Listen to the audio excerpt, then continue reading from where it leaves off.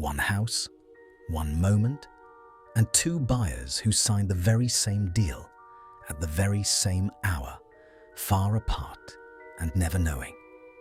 The court case could drag on for months, but everyone has to live somewhere. We begin now. The key was warm in her fist by the time she reached the fourth landing.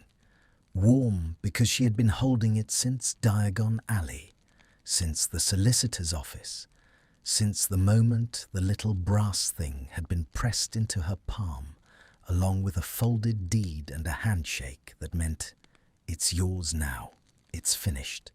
Go home, home." Hermione had said the word twice on the walk over, quietly, testing it against her teeth like a coin she suspected of being counterfeit. Threnody House stood at the crooked end of a street that muggles walked past without ever quite finishing the thought of it.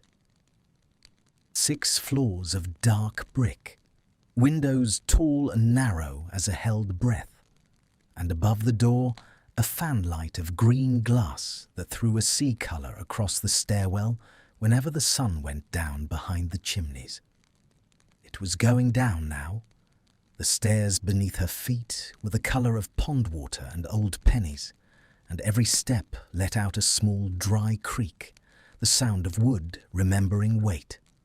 4th floor, flat 7, a door of black-painted oak with a brass number gone soft-edged from a century of thumbs. She stopped. She put her hand flat against the wood, and for one absurd moment, she simply stood there with her palm on the door of a flat she owned, breathing. Mine. Not a rented room above a shop, not a spare bed in a house full of Weasleys, kind and loud, and never once hers. Not a childhood bedroom in Hampstead with a bay window and a shelf of paperbacks sold 2 years ago by a couple in Australia who did not know they had ever had a daughter. She had erased herself from that house. She had watched a stranger's van take the furniture away, standing across the road with her hood up, and she had not cried until she was 3 streets clear. This door, this lock, this particular 5 inches of brass that answered to no one but her. She slid the key in and turned it. The bolt gave with a solid, expensive thunk, and at exactly the same moment, from the other side, something else turned too. The door swung inward under a hand that was not hers. He was standing in her hallway. Grey coat, grey light, grey eyes gone wide with an astonishment that lasted perhaps a second and a half before it hardened into something colder and more useful. Draco Malfoy had a travelling case at his feet, his own key still raised in his left hand and his wand already halfway out of his sleeve.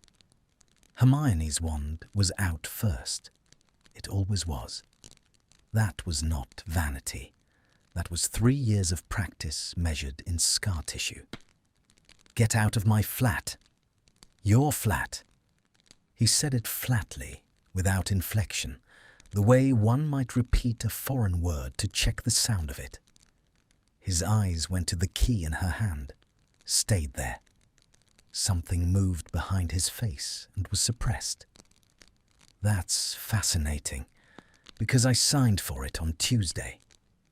I signed for it on Monday." "Then you'll want to take that up with the Ministry, Granger, because I have a deed." "So do I." The silence that followed had a texture to it. The crackling, dust and iron stillness of a corridor after a hex has gone wide and struck stone. Somewhere below them, a floorboard settled. The green light from the fanlight had climbed to the 4th landing now and lay across the threshold between them like water neither would step into. "Show me," she said. "You first." "I'm holding a wand at your chest. I'm not putting a hand in my bag." The corner of his mouth did something that was not a smile. "Considerate of you to say so." He drew the parchment out slowly, 2 fingers, and held it up. She lowered her wand 2 inches, not more, and did the same. They read each other's deeds at arm's length in a stairwell going dark. Flat 7, Threnody House, freehold, in consideration of the sum of 11,000 galleons. Her name in copperplate. The registry seal purple as a bruise. Flat 7, Threnody House, freehold, in consideration of the sum of 11,000 galleons. His name, the same seal, the same date of registration, the same clerk's initials, the same small smudge where the sealing wax had been thumbed while still soft. Hermione read it twice, then a 3rd time, because the first 2 had clearly been done by someone else, someone stupid, someone who did not understand what her own eyes were reporting. "This is a forgery," she said. "It is not a forgery." "Then it's a mistake." "Obviously, it's a mistake." His voice did not rise. That was the thing that unsettled her most. It did not rise at all. It only got quieter and more precise, each consonant set down like a knife laid straight beside a plate. The question is whose. They can't sell the same property twice. And yet. She stepped past him into the hallway. She did it without deciding to, some older part of her simply moving to occupy ground before he could, and she heard him make a sound behind her that might have been a laugh. The flat exhaled around her.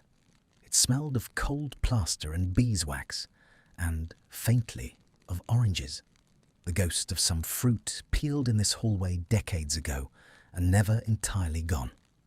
Dust hung in the last light. To her left, a doorway gave onto a sitting room with a fireplace of dark green tile and a window seat under a window 3 feet taller than she was. Ahead, a corridor. To the right, a kitchen with a copper-bottomed sink and a range that had probably been fashionable when men still wore spats. It was beautiful. It was hers. She had walked through it 11 days ago, with a solicitor's clerk droning at her elbow, and she had stood in that window seat and thought, with a fierceness that had frightened her slightly, "No one takes this away from me." "You'll want to leave your case in the corridor," Malfoy said behind her. "Saves carrying it back down." She turned. "I'm not going anywhere." "Neither am I." "Then we have a problem." "We have a litigation," he said. "There's a difference. Problems get solved." He crouched and opened his travelling case, and Hermione watched with a rising sense of unreality as he took out a bottle of ink, a folded newspaper, and a pair of grey wool socks, and set them on the hall table as though staking a flag on a beach. She summoned the flu powder from her bag and was at the fireplace in 6 strides.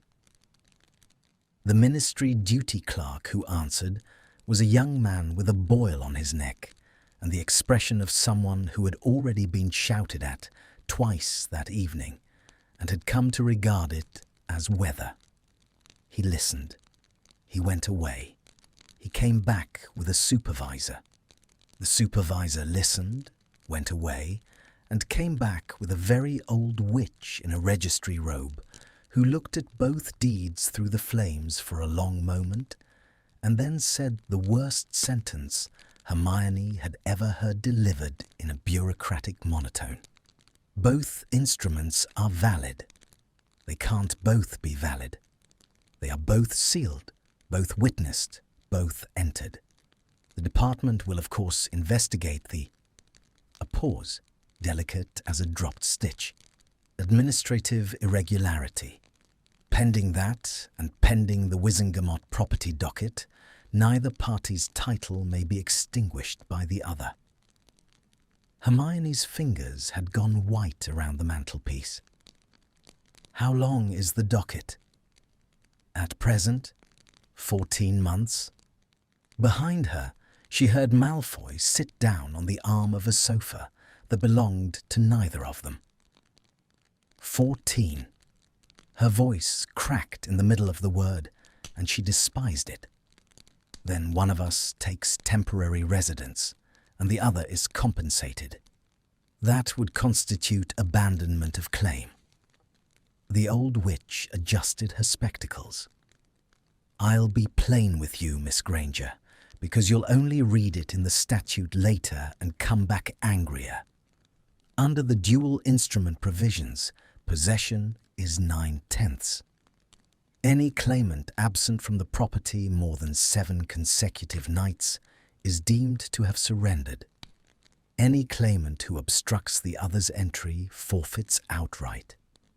You may neither of you sell, sublet, nor alter the freehold until judgment." The fire popped. The green tiles threw the light back in flickers. "So, we both live here," Hermione said. "So you both live there?" "Yes." The witch's face softened by a fraction of an inch, which was somehow more humiliating than indifference.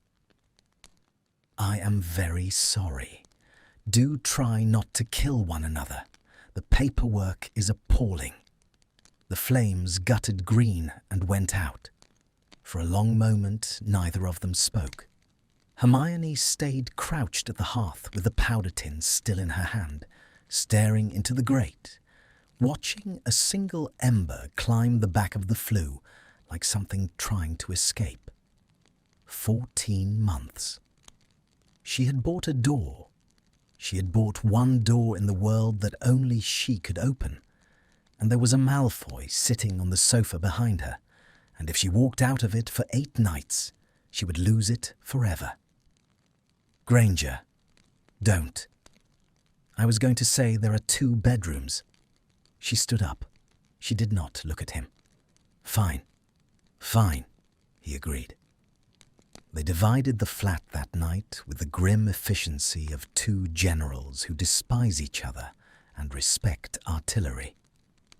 She took the bedroom at the front with the window seat. He took the one at the back. The bathroom was declared neutral territory. The kitchen was declared neutral territory with an amendment added by her that his food was to occupy the 2 lower shelves of the larder and hers the 2 upper, and if he touched her tea, she would know. "I don't drink tea," he said. "Everyone drinks tea." "Not that tea. It smells like a hedge."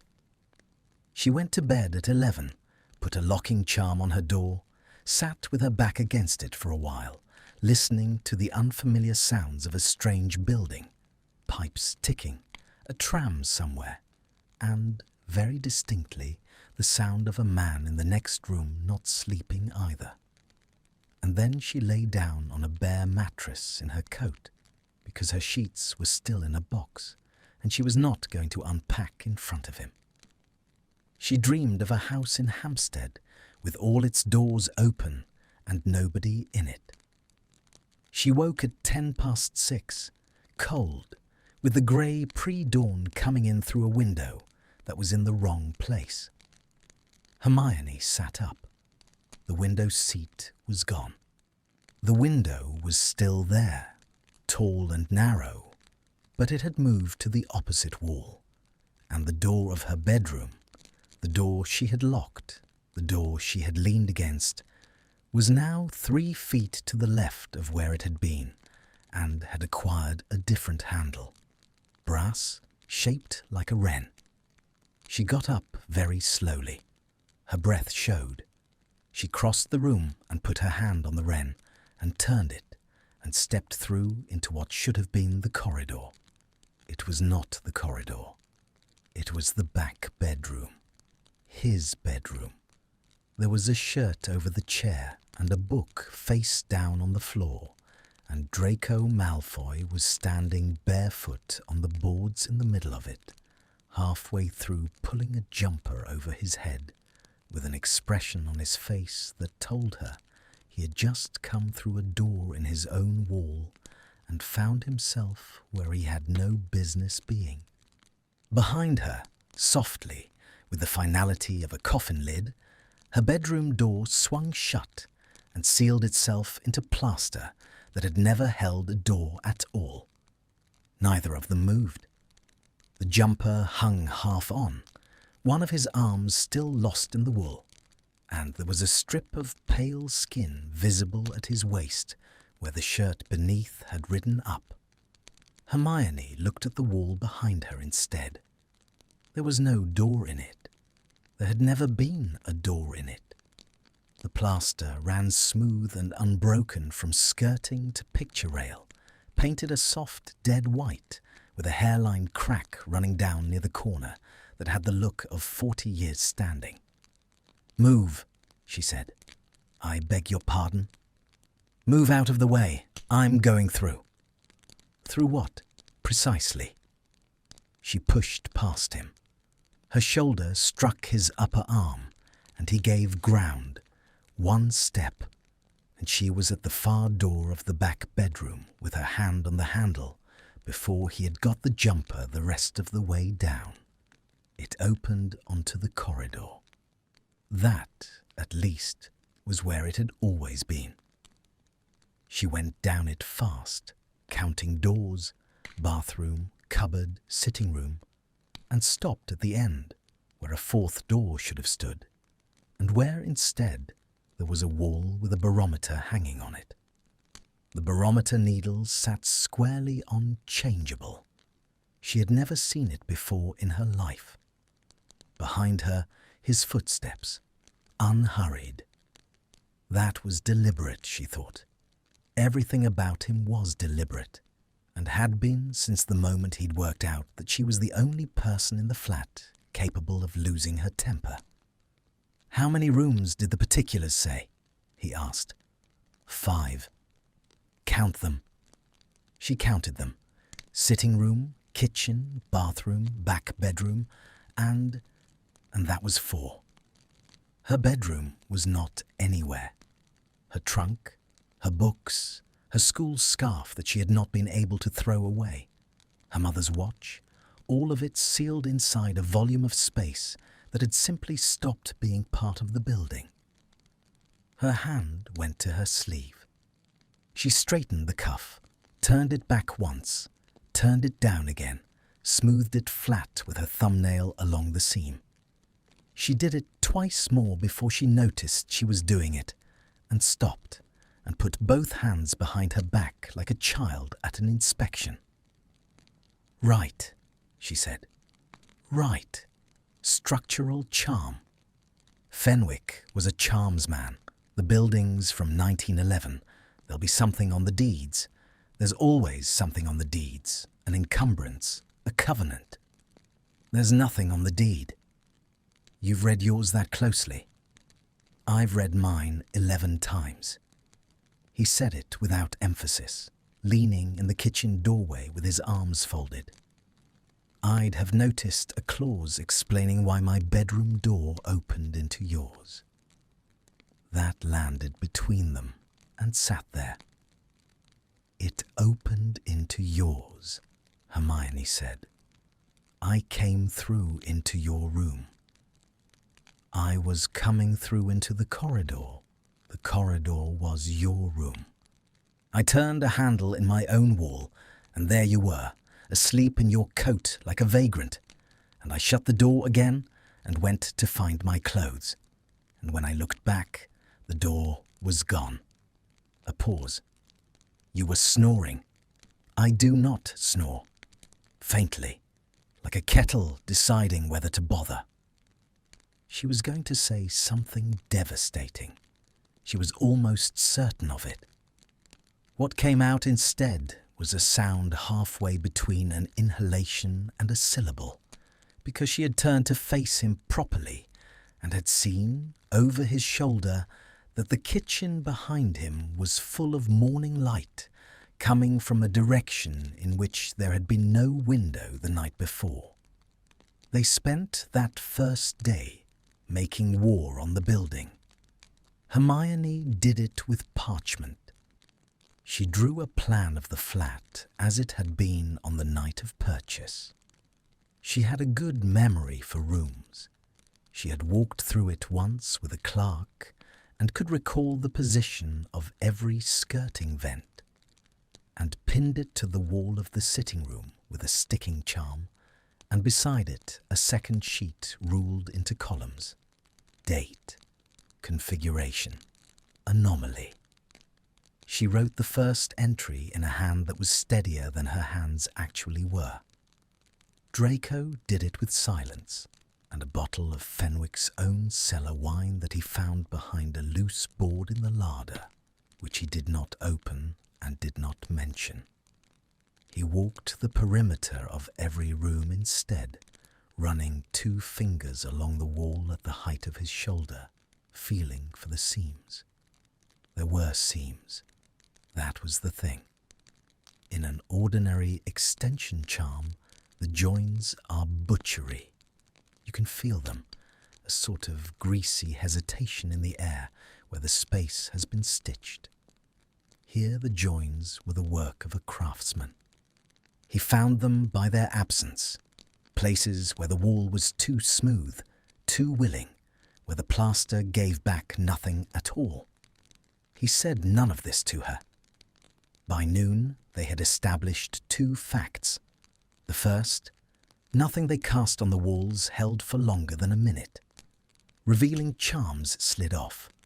A hominum revelio produced only the 2 of them, and, briefly and inexplicably, a third reading in the bathroom that turned out to be a mirror.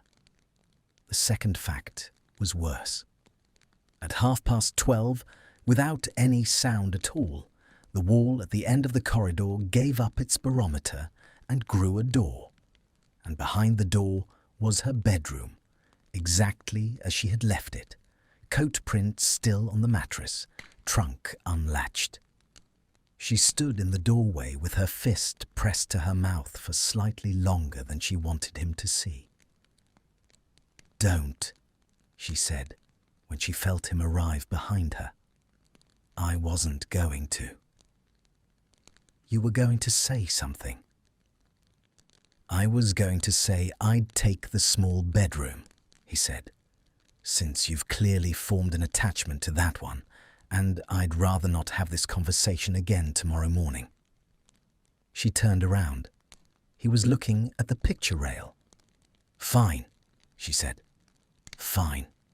The rules went up on the wall that evening, written by her, amended by him, in a hand so much smaller and more upright than hers that the 2 scripts on one sheet looked like an argument between a shout and a whisper. Article 1. Bathroom. G. 700 to 740.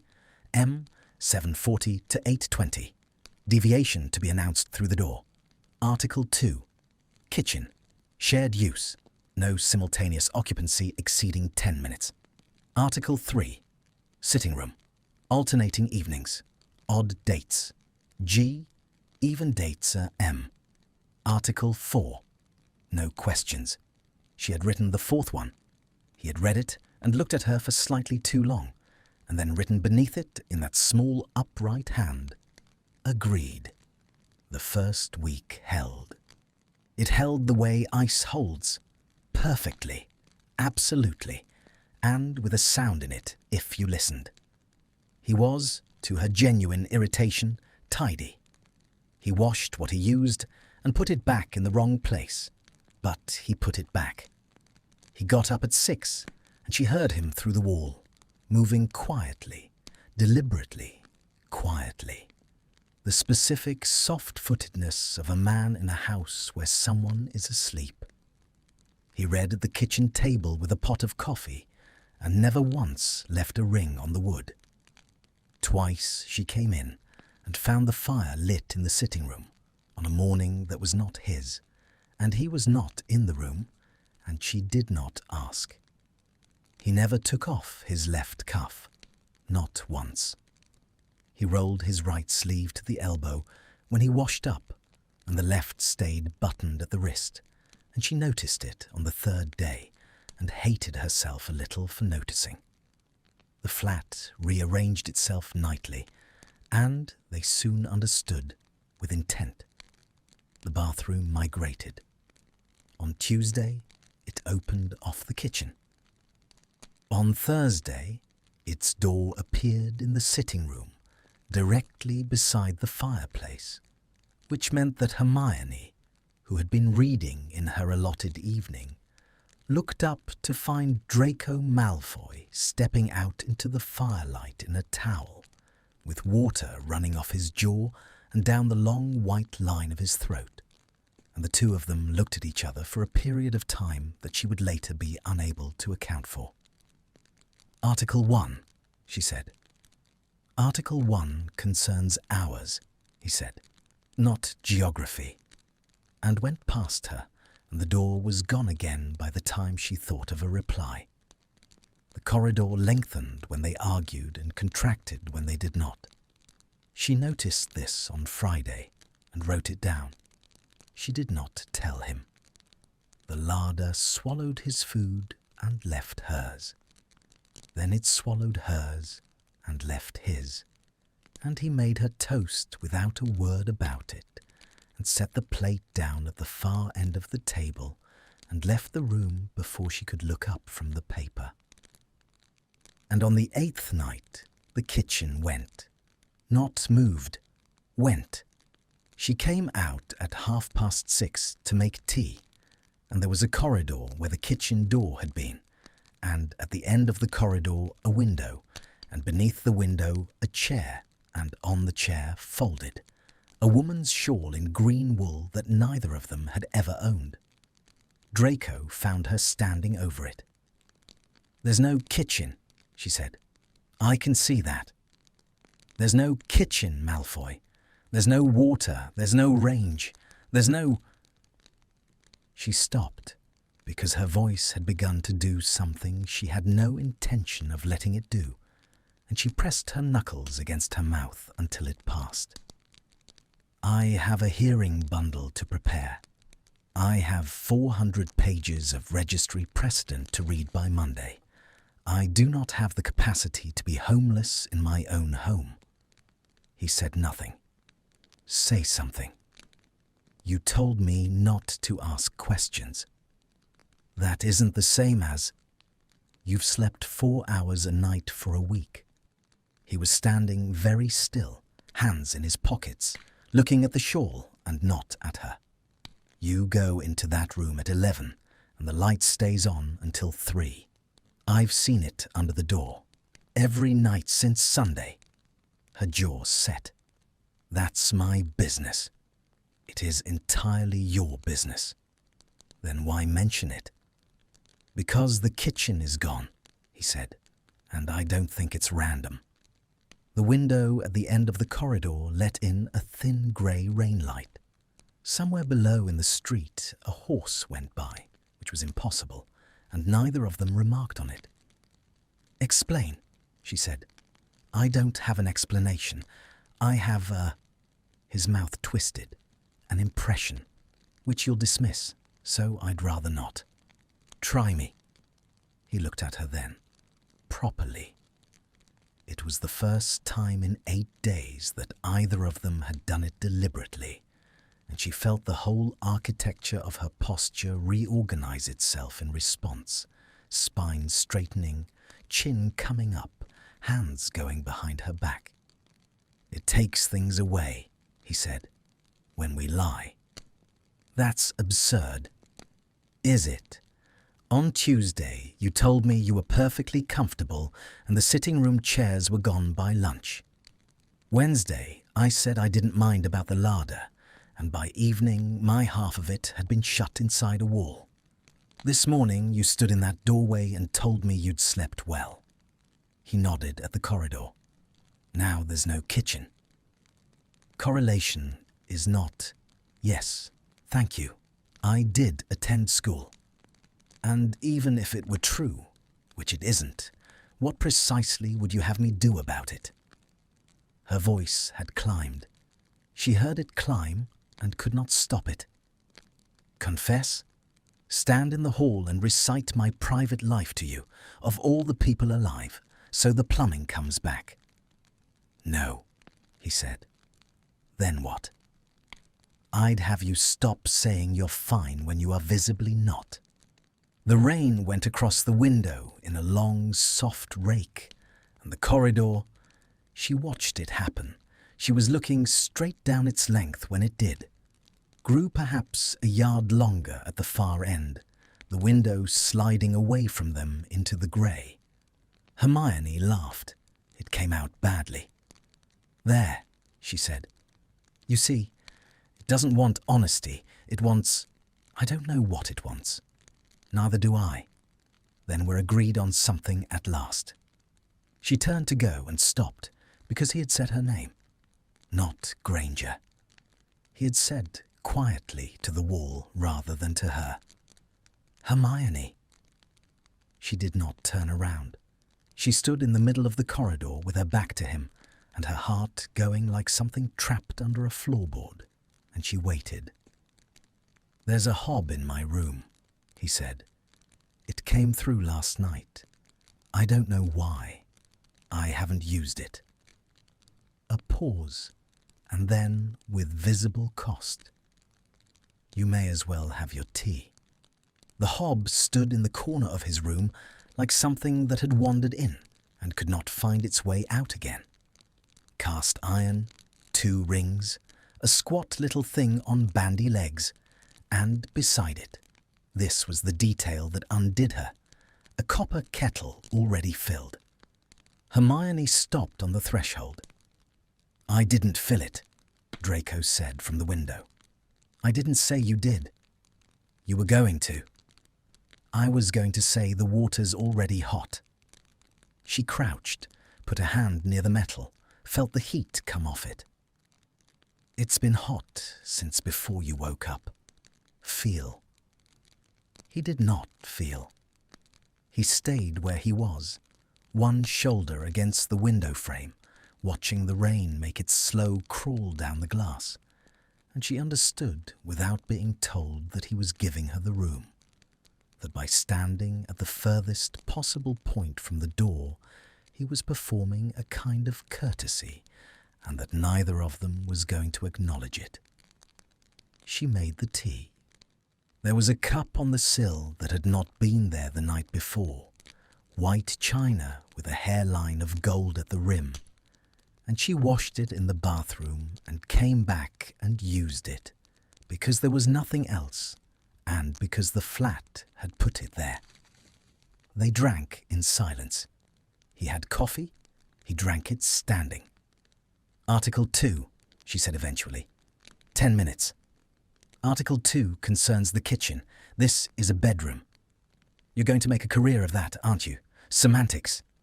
It's what I have. She looked up. He was still at the window with the cup held against his chest, and the light was doing something unkind to him, showing up the hollows under his eyes, the thinness of him, the way the collar of his shirt stood slightly away from his neck, as though the shirt had been cut for a larger man some years ago. She thought about the hearing bundle. She thought, unwillingly, that he had probably not slept either. Malfoy. The kitchen came back at 8:20. They heard it arrive, a low grinding somewhere below the boards, like a ship shifting at anchor, and then the ordinary domestic sound of a tap dripping into a copper sink. When she went out, the corridor had folded itself back into 3 yards of ordinary hallway, and the kitchen door stood open with the range going, and the shawl and the chair and the impossible window were gone as though they had never been. She wrote it in the log. 08:20. Kitchen restored. Anomaly. Hob delivered to M's room prior to restoration. Query. Apology. She looked at the word apology for a while. Then she scratched it out so thoroughly that the nib went through the parchment. The truce, such as it was, survived 9 days. they developed a grammar. He would come into the kitchen and see her at the table with her papers spread out from end to end, and he would take his coffee to the sitting room without a word. She learned the sound of his tread in the corridor and learned to distinguish it from the sound the building made on its own, which was drier, more like a page turning. When she worked late, he left the lamp in the hall burning, and when she said nothing about it, he went on doing it. The flat, in return, grew subtle. It began putting them in each other's way with a precision that no longer felt accidental. The bathroom door migrated to a position 18 inches from her bedroom door, so that they emerged at the same instant 3 mornings running. The corridor developed a narrow place, one specific yard of it where the walls came in, and 2 people could not pass without one turning sideways. And they both learned exactly where it was, and both learned to hesitate before it, and on the 4th day, neither of them hesitated, and she went past him with her shoulder blades against the plaster and his breath moving the hair at her temple, and neither of them said one word about it afterwards. Books appeared. That was the strangest kindness. A shelf grew out of the sitting room wall on Wednesday, entirely new, packed with volumes bearing Ambrose Fenwick's bookplate, Structural Sympathies on the Housing of Grief, Charms of Habitation, Volume 4, and Hermione took them down one by one with hands that had begun to shake slightly, and read until 2 in the morning, and found nothing. Nothing that she could use, at any rate. What she found instead was a man's handwriting in the margins, faded to the colour of weak tea. Beside a passage on the threshold enchantment, in a cramped, hopeful script, E. cannot manage the stairs now, have asked the house to bring the bedroom down.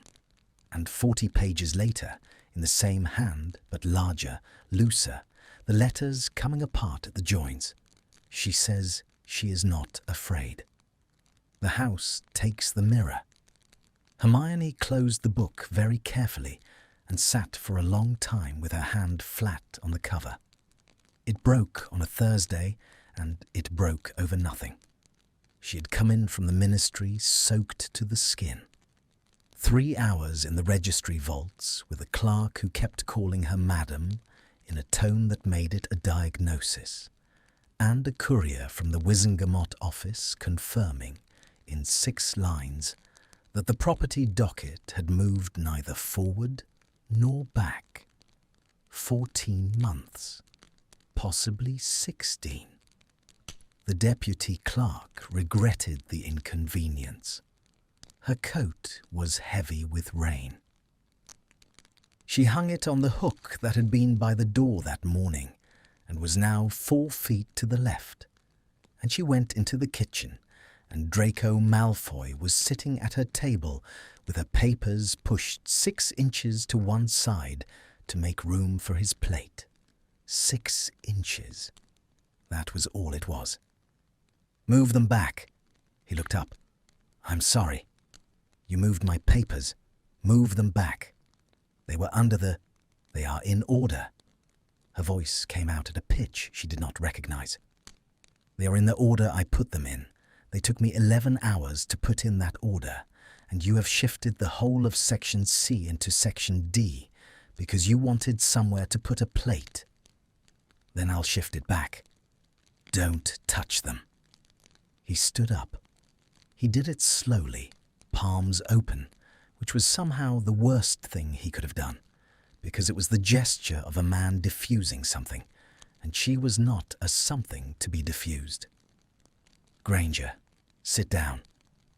"Don't tell me to sit down in my own kitchen." "Our kitchen," he said, "as the entire Ministry of Magic has apparently taken enormous pains to establish." And the lamp went out. Not the fire. The fire kept burning. Only the lamp, and only for a second, and in that second she heard the wall behind him do something. A long, slow tearing, plaster parting from plaster with the sound of thick cloth ripped along the grain. And when the light came back, the kitchen door was gone. They stared at the wall where it had been. "Right," she said. "Fine. There's the corridor door." There was no corridor door. They found, over the following 10 minutes, that the kitchen had 4 walls and no exits, and that the window over the sink now looked out onto a stairwell she had never seen, and that when Draco pointed his wand at the plaster and said a word that made the air smell of scorched ozone, the wall absorbed it the way sand absorbs water, and grew, if anything, slightly closer. He put his wand away. His knuckles, she saw, had gone the colour of paper around the handle before he did. "Well," he said, "Article 2 is void." She sat down on the floor. She did not mean to. Her legs simply stopped agreeing to the arrangement, and she went down with her back against the larder door and her wet skirt cold against her calves, and she put her forehead on her knees.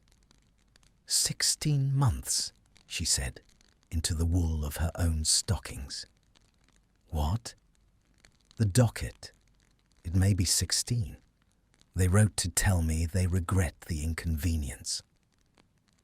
He was quiet for a moment. Then she heard him lower himself down too, not beside her. Opposite, against the far wall, 6 feet of tiled floor between them, which was as close as the room permitted and as far as he could arrange. "They wrote to me on Tuesday," he said. "Mine says 18. Her head came up. 18? They gave me the pessimistic estimate. I imagine they thought I'd take it better. A pause. Or worse. Difficult to say what they thought. The fire ticked. Rain on the window that looked out on the wrong stairwell. "Why did you buy it?" she said. He looked at her. It was the sort of look a man gives a door he has just heard unlock. "Article 4, he said. "I'm rescinding Article 4. You can't rescind an article unilaterally. Malfoy." She wiped her face with the back of her wrist, once, briskly, and did not pretend it hadn't happened. "We are sealed in a kitchen. I don't know for how long. If it takes honesty, then it takes honesty, and I would rather say something true to you than sit here until Tuesday listening to you breathe." He set his jaw. He turned the cup in his hands. He was still holding it, she realized. He had picked it up off the table when the door vanished and never put it down. And he turned it, and the fire showed the rim of it going round and round. "The manor has 41 rooms," he said at last. "Ministry trace on 19 of them.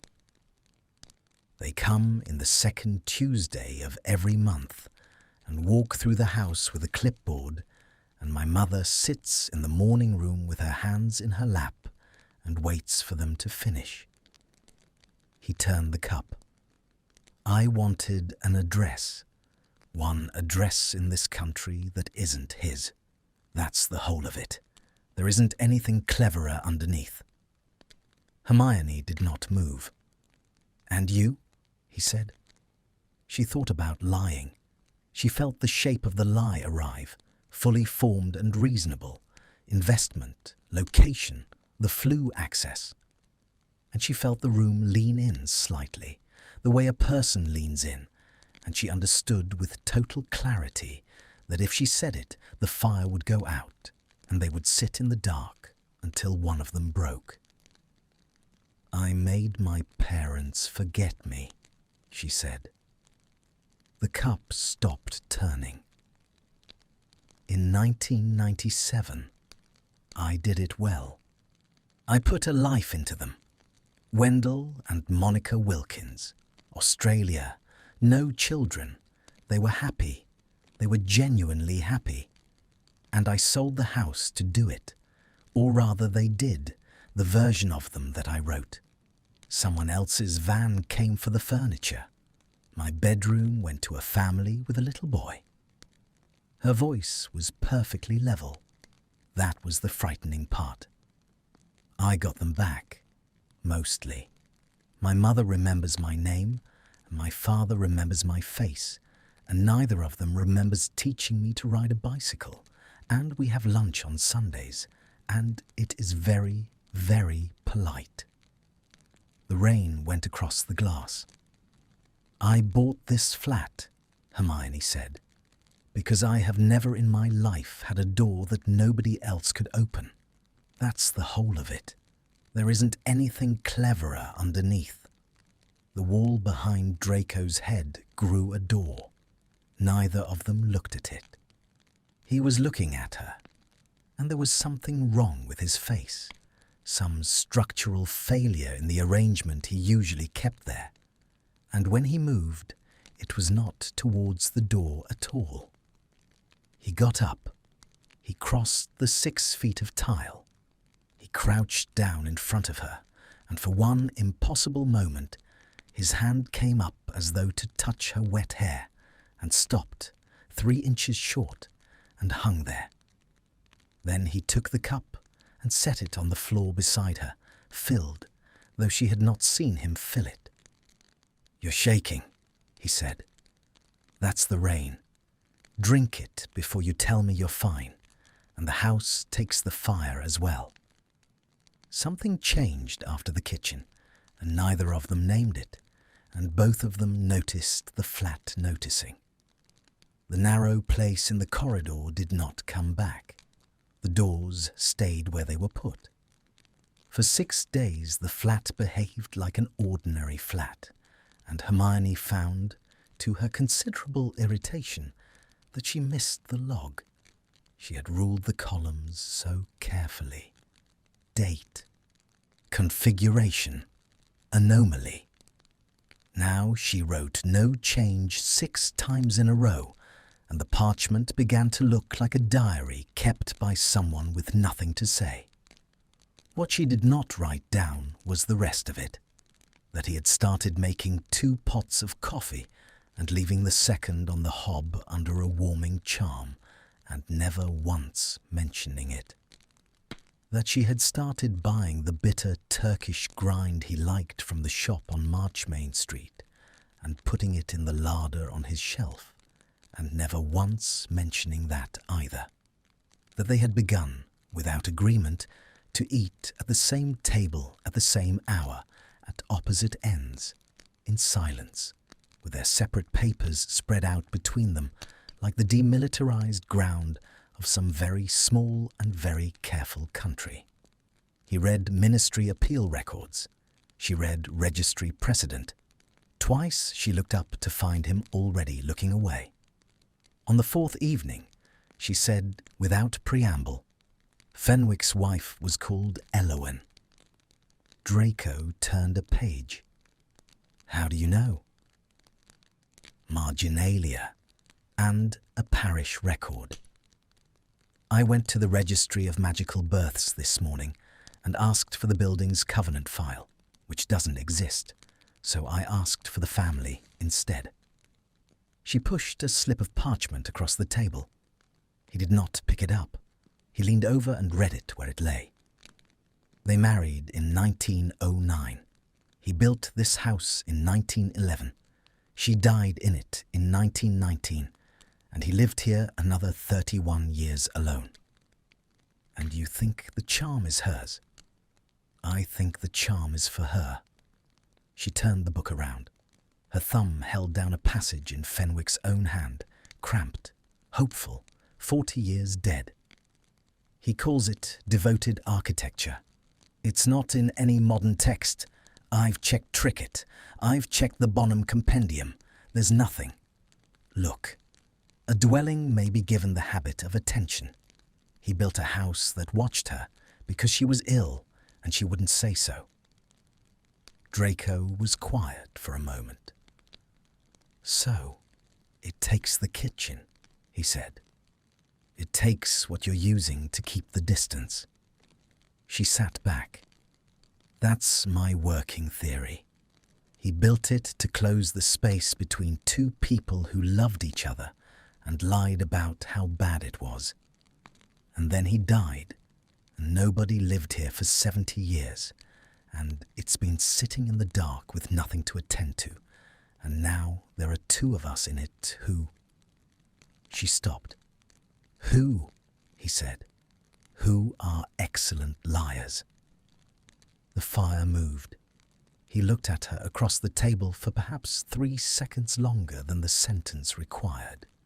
And then he looked back at his appeal records, and the corner of his mouth did something that in a warmer man would have been a smile. Speak for yourself, Granger. I'm a superb liar. You're merely reticent. The bathroom began behaving strangely on the 7th day. It filled with steam that had no source. The taps ran cold, and the room went white anyway, thick as a Hebridean fog, condensation running down the tiles in slow, crooked lines, and the mirror over the basin fogging solid from edge to edge within a minute of anyone entering.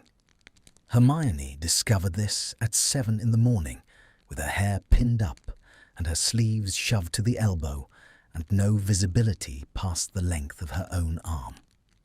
She also discovered, 30 seconds later, when the door opened and shut, that she was not alone in it. Article 1, she said. Article 1 requires me to announce deviation through the door. Draco's voice disembodied, 6 feet away in the white. I announced, twice. You didn't answer. I didn't hear you. Evidently. Neither of them moved. The steam had a weight to it. She could feel it settling on her forearms, beading at her hairline, and she could hear him breathing and could not see him at all, and something in the small of her back had gone tight and strange. There's no window, he said. There's never been a window. There was yesterday. Small one above the cistern opened onto a light well. A pause. It's gone. Then open the door. I've tried. It's not locked. It simply doesn't lead anywhere. Something metallic set down on porcelain. A razor, she thought. You'll want to sit down. Standing in this for an hour will make you faint. I am not going to sit on the floor of a bathroom with you. As you like. She sat down 4 minutes later. He was already on the floor by then, she found. She located him by the sound of his sleeve against tile, and she settled with her back to the bath and her knees drawn up, and the white swirled between them, and the room was so warm that within 10 minutes she had stopped being able to tell where her own skin ended. Talk, she said. About what? Anything. I can't see you, and it's making me feel as though I'm alone in here, and I have discovered that I don't much care for that. He was silent so long she thought he wouldn't. My mother has a piano, he said. Nobody plays it. She had it tuned in April by a man who came from Aberdeen and charged 40 galleons and spent 6 hours in the drawing room, and when he left, she closed the lid and hasn't opened it since. She just wanted somebody in the house who didn't have a clipboard. Hermione turned her head towards his voice. That's very sad. It's very ordinary, he said, which is worse. Sad things at least have the decency to be interesting. Water dripped somewhere. Your turn. I don't have a piano. Something true, Granger. It doesn't have to be tragic. The house is presently unbothered. I'd like to keep it that way. I've a razor somewhere on this floor, and I'd rather not find it with my hand. She laughed. It surprised her more than it surprised him. I read the last page first, she said. Of every book. Always have.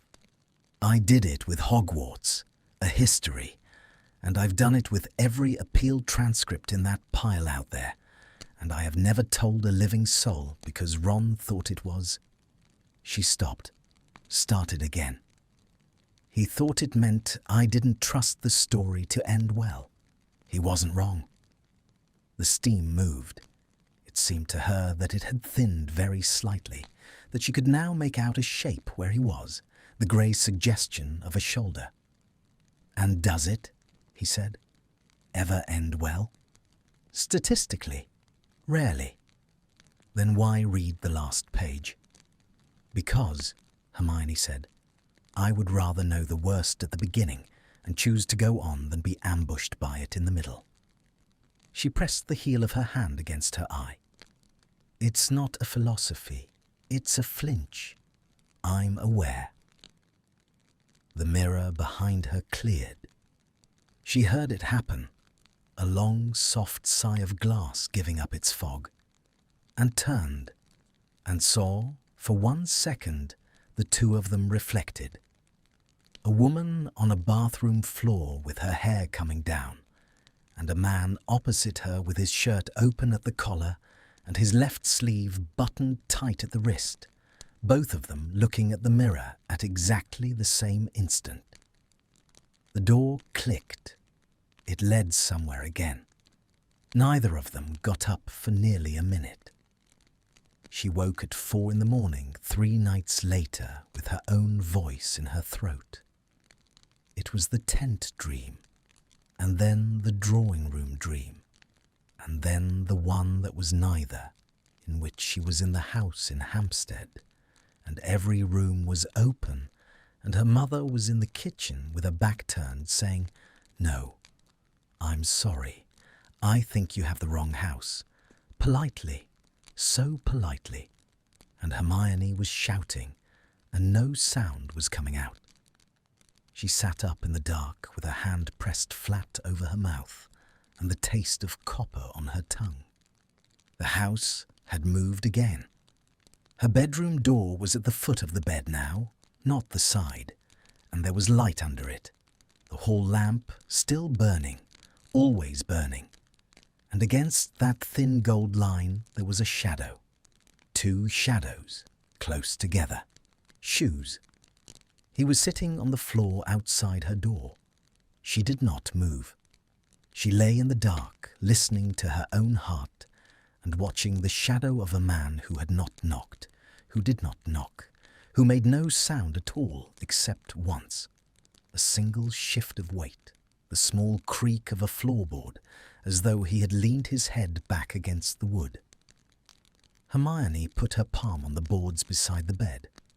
Then, very quietly, she got up. She crossed the room without a candle. She stopped a foot from the door and stood there with her hand raised and did not knock either. They stayed like that. She could not have said for how long.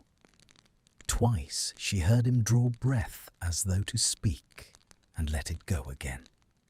At some point, it might have been an hour, she sat down. Her back against the door, her knees up, her head tipped back against the wood, and on the other side of 2 inches of oak, so did he. She felt it. The door took the weight of both of them at once, and gave out one long, low complaint, and after that there was nothing but the pipes ticking somewhere in the walls, and the rain starting up again over Marchmain Street. She said, so quietly that only wood could have carried it, "I know you're there." The pause was very long. "I know," he said. Neither of them opened the door. Neither of them left. Gray came into the window at 5:20. She heard him rise, heard his footsteps go down the hall, and heard them stop and come back, and something small was set down on the boards outside with a sound like a coin laid on a table. When she opened the door at 6, there was no one in the corridor. There was a cup of tea on the floor, gone cold hours ago, and beside it, folded neatly, a handkerchief with a monogram she did not recognize. And lying across the handkerchief, a single silver cufflink from a left sleeve, laid there like a hostage or a promise or a confession, depending entirely on who was reading it. She did not give it back. That was the first dishonest thing she had done in 11 days. And she did it knowingly at 6 in the morning, standing in a corridor in her nightdress with a cold cup of tea at her feet. She picked up the cufflink and turned it over and read the little worn hallmark on the back. 1908, a lion's head erased, a maker's punch she couldn't place. And then she closed her hand around it and put it in the pocket of her dressing gown, and the silver bit into her palm all the way back to her room. The flat took the sitting room chairs by noon. "I noticed," Draco said, when she came in and found him standing in the empty room with his hands in his pockets. "It's not the fire, at least. It seems to be selectively punitive." Yes. Her cuff needed straightening. She straightened it. Very selective. "What did you lie about?" "Nothing." The rug went. It did not fade or dissolve. It was simply, between one blink and the next, a flaw. Draco looked down at the boards, then at her. He said nothing at all, which was somehow more excruciating than an accusation, and he went out and closed the door with a softness that rang. The letter came on the Friday, and after that the flat's opinion of them ceased to be the largest problem in either of their lives. It arrived by hand, delivered to Threnody House at 9 in the evening by a boy who ran off before the door was fully open, and it bore the seal of the Daily Prophet Investigations desk. Hermione read it standing in the hall. She read it 3 times. Then she went into the kitchen and put it on the table in front of Draco, and stood with her arms folded while he read it too. "Miss Granger, we understand you have been cohabiting with Mr. Draco Malfoy at the above address for some 5 weeks. Before we publish, we should be glad of a comment on the nature of the arrangement. Our source describes the living situation as intimate. We go to press Sunday. The muscle at the corner of his jaw did something. He set the parchment down and squared it against the edge of the table with 2 fingers, which he did when he was buying time, which she had learned in 5 weeks and hated knowing. "Source," he said. "Someone in the building, or someone at the registry. Half the department has seen both deeds." She pressed her fingers against her closed eyes. "It doesn't matter who. It matters enormously who. It matters Sunday." She dropped her hands. "Do you understand what this does? Not to me, to the case. If it's in the Prophet that this is anything other than a legal accident, every member of that Wizengamot panel reads it over their eggs, and the whole file becomes a scandal instead of a property dispute, and they'll bury it for 2 more years just to avoid the appearance of interest. Then we deny it." "Deny what, exactly?" "We are cohabiting. That part's true. We deny the adjective." "You cannot," Hermione said, "issue a formal denial of the word intimate. It only makes it a headline." He picked up the letter again. He read the last line for the 4th time, and his knuckles came up white along the back of his hand, and he put it down and flattened it very carefully with his palm. "Then say what's true," he said. "Ministry error. 2 claimants. Statutory obligation to remain. Nobody chose this." The words sat there on the table with them. Nobody, Hermione repeated. That's the whole of it, isn't it? He was not looking at her. Nobody chose it. Harry came the next morning. He came because she had written to him, because she had needed to warn someone before Sunday, and because Harry Potter had a way of arriving at 8 in the morning, with his coat still wet and his glasses fogging in the hall, which had not changed since he was 17. The flat, to Hermione's everlasting fury, chose that hour to place the bathroom door directly opposite the front door. So, the sequence went thus. Harry stepped into the hall.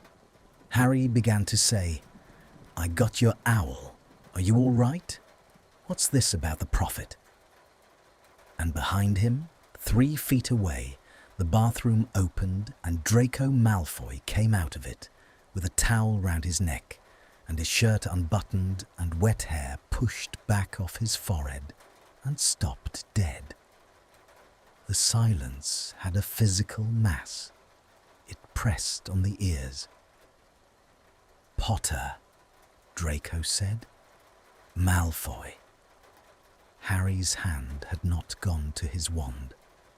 Hermione noticed that and was obscurely grateful, and knew that Draco had noticed it too, and was probably calculating what it cost.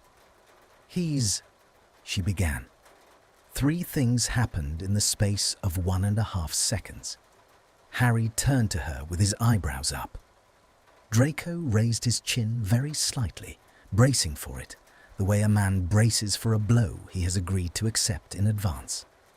And Hermione heard herself say, "He's nobody. It's a ministry error, Harry. It's a clerical thing.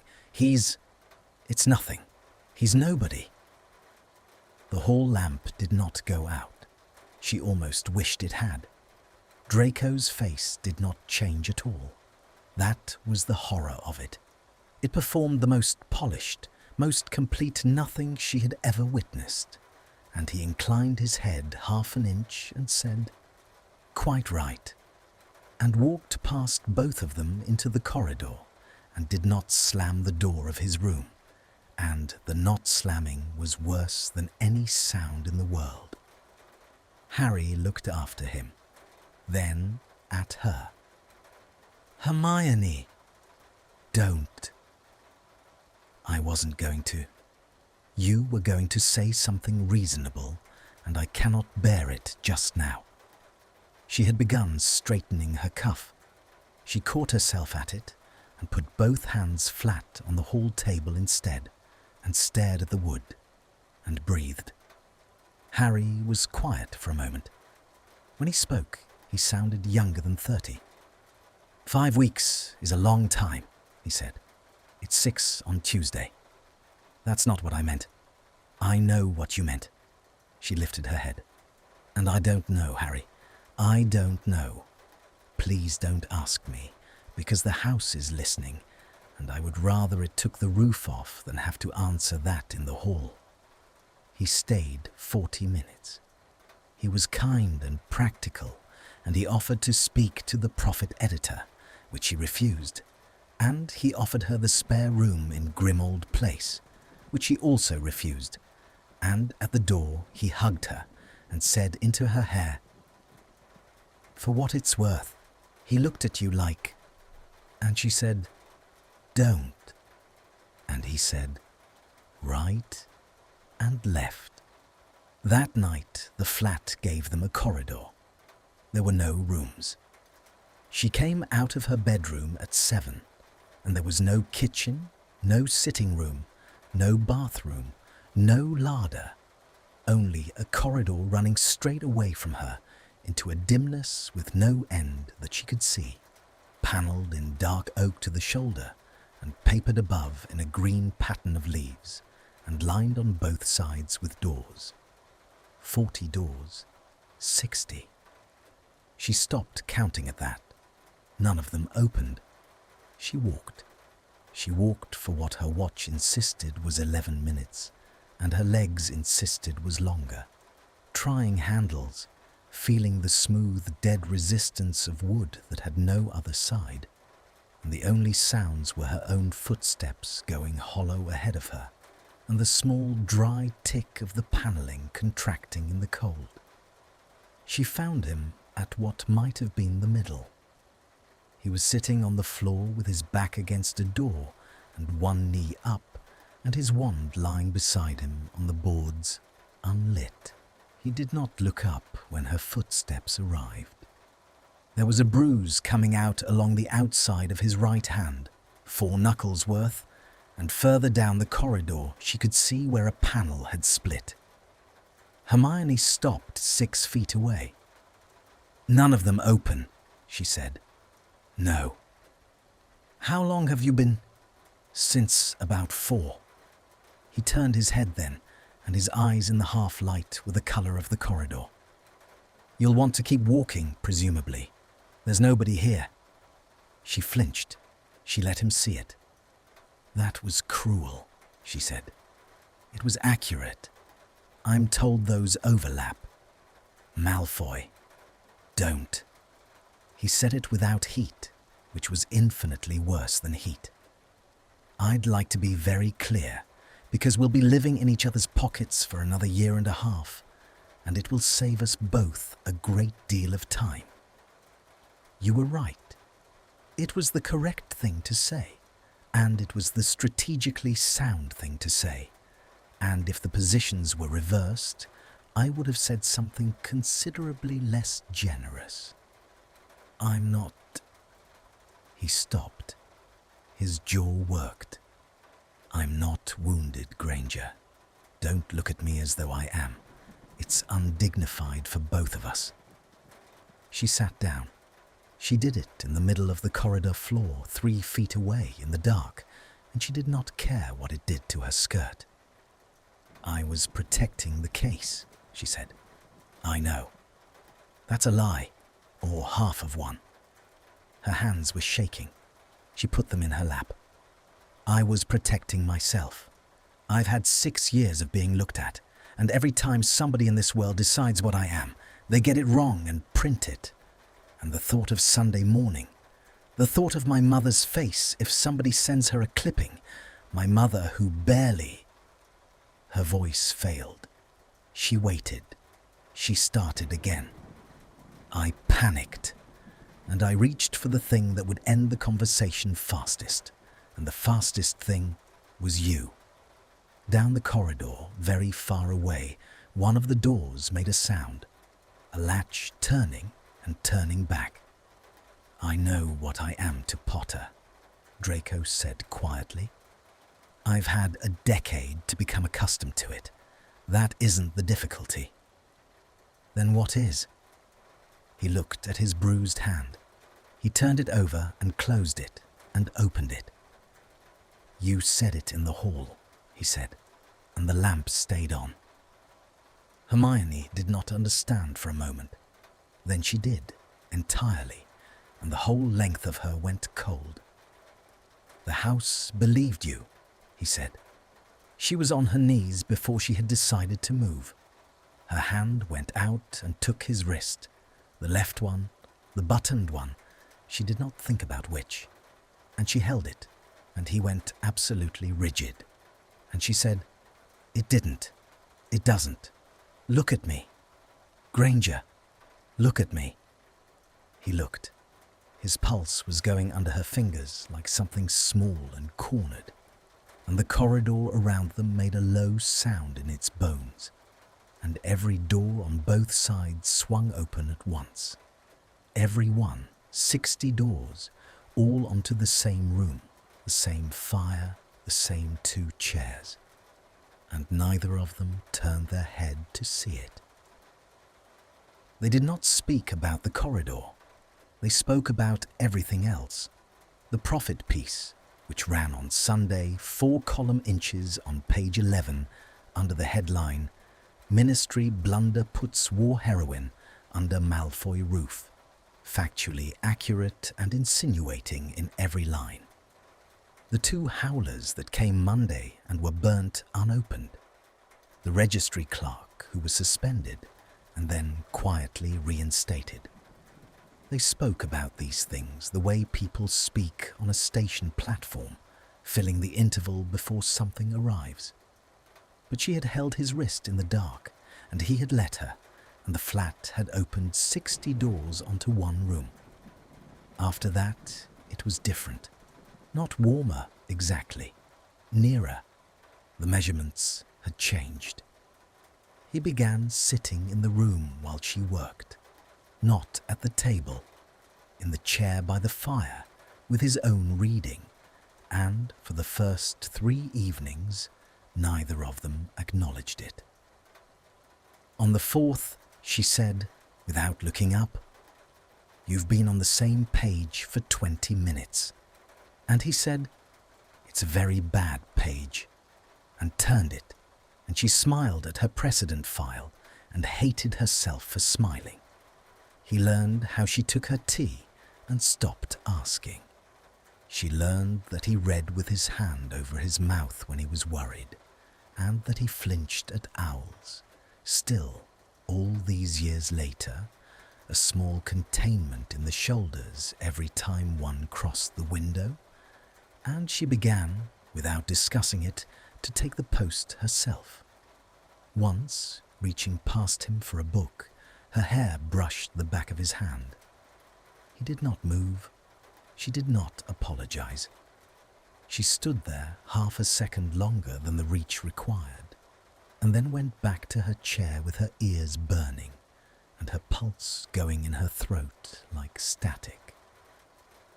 Once, he fell asleep in the chair, and she sat and looked at him for 11 minutes by the clock. The way sleep took the guard off his face, the way one hand had opened on the armrest, palm up, and then she put out the lamp and went to bed and lay awake until 3. And once, in the kitchen, he said, "There's a hearing bundle deadline on the 12th. And she said, "I know." And he said, "You'll want the Bellamy judgment. It's not in the printed reports. It's in the manuscript rolls at Chancery." And she looked up and said, "How do you know that?" And he went very still and said, "I read," and left the room. She should have noticed that. She would think afterwards that she had noticed it and had chosen, deliberately, because things were good, because he had made her laugh twice that week, to leave it alone. She found the notes on a Thursday, and she found them because she was looking for a stamp. His room was not forbidden. There was no article about it. She stood in the doorway for a moment out of some obscure courtesy, and then went in, because he was at the ministry until 4, and she needed a stamp, and there was a desk. The desk had a stamp on it. It also had a notebook, open, face up, and Hermione's eye went to it the way an eye goes to a moving thing. Fenwick, A. Devoted Architecture, reference Chancery MS 4041. She sat down slowly in his chair. The notebook was full. 40 pages, perhaps more, in that small upright hand. Extracts copied out, page references, a diagram of the flat's shifting rooms, drawn in 6 overlapping states with the changes traced in a finer nib. A list of dates in the left margin, running back nearly 5 weeks. A shopping list of charms, most of them crossed out, and on the 11th page underlined twice. Charm resolves when the thing withheld is spoken by both parties. Fenwick's own note, margin, page 211. It will not be satisfied by one.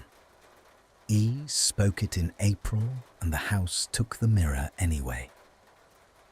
It requires the pair, and beneath that, in his hand, undated. Therefore, to end the disturbance requires disclosure by both. She would do it in an afternoon if she knew. She would draw up a schedule, and beneath that, in ink pressed so hard it had furred the paper, "Do not tell her." The room was very quiet. Somewhere under the boards, a pipe knocked twice and went still. Hermione read it again. Then she turned back to the front of the notebook and found the date on the first page and sat looking at it for a long time. The 17th of last month. 5 weeks. 5 weeks of how extraordinary Granger. No, I've no idea. 5 weeks of standing in doorways with his hands in his pockets, watching her rule columns on a chart. She thought of the bathroom, white with steam, and her own voice saying, "I read the last page first into the fog." She thought of the kitchen floor. She thought of herself saying someone else's van came for the furniture to a man who had known, at that moment, precisely what the house was doing and precisely why. She was still sitting in his chair when the front door opened at 4. He knew as soon as he came in. She saw it happen. The fractional check in his stride at the bedroom doorway, the eyes going to the desk, to the notebook, to her hand flat on the open page. "Granger, the 17th, she said. He did not move from the doorway. "You want to say something first," he said. "You've been rehearsing for, 2 hours. Say it." She stood up. The chair went back into the desk with a shriek of wood on wood. "You let me build a chart." Her voice was low, and it did not stay that way. "You let me sit at that table for 5 weeks with a ruled sheet and a quill writing date, configuration, anomaly, like a schoolgirl doing an experiment. And you stood in the doorway and watched me do it. And you had it. You had the whole of it in a notebook in your bedroom. Chancery, manuscript 4041, page 211. Yes. Don't you dare. Yes me. What would you prefer?" He came into the room then. "A denial? You've got it in front of you in my handwriting. An explanation? You wouldn't like it. Try me.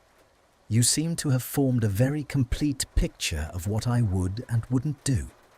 She would draw up a schedule. So by all means, Malfoy, tell me what I'd like. Because you would have solved it." It came out of him at a volume neither of them was prepared for, and it rang off the plaster, and afterwards the silence had a ringing in it too. Draco put his hand on the back of the chair. His knuckles came up. "You would have had it solved in a fortnight," he said, quieter. "You'd have made a list. You'd have sat me down at that table and said, 'Right, disclosure, 1 item each. I'll begin.' And we would have done it. And we would have been civil, and the rooms would have stopped moving. And then there would have been a flat with a kitchen that stays where it's put and 2 doors that stay shut, and you at one end of it and me at the other for 18 months. And after that, a judgment, and one of us leaves. That is what I bought. I know what you bought." His voice cracked on it, and he stopped and gathered it back. "You told me on the kitchen floor, a door nobody else can open. I know precisely what you bought, and I have known since the 8th of the month exactly how to give it back to you, and I did not do it." Hermione's hands had gone cold. "Why?" she said. "Don't." "Why, Draco?" "Because I liked it." He turned away and turned back, and there was something appalling in his face, some structure gone out from behind it. "Because the house made you talk to me. Because I have spent 10 years being a thing people are polite about, and in this flat there is a corridor that gets narrower when we argue, and a kitchen that vanishes when you lie about sleeping, and it means that once a day, every day, you have to look at me. And I knew what it was, and I let it go on. And I told myself every morning that I'd say something at breakfast, and every morning I did not say it, and you can call that whatever you like. I've run out of names for it that I can stand. The rain had started again. It went across the window in a long, soft rake. "I trusted you," Hermione said. "I'm aware." "No, you're not. You're not remotely aware, because if you were, you would understand that it isn't the notebook." She was shaking now, badly. "It's the bathroom. It's the kitchen floor. I told you about my mother." I have never said that out loud to anybody. Not Harry, not Ron, not the counselor. And I said it to you sitting on tiles with rain in my hair because I thought we were both drowning in the same water. And you weren't.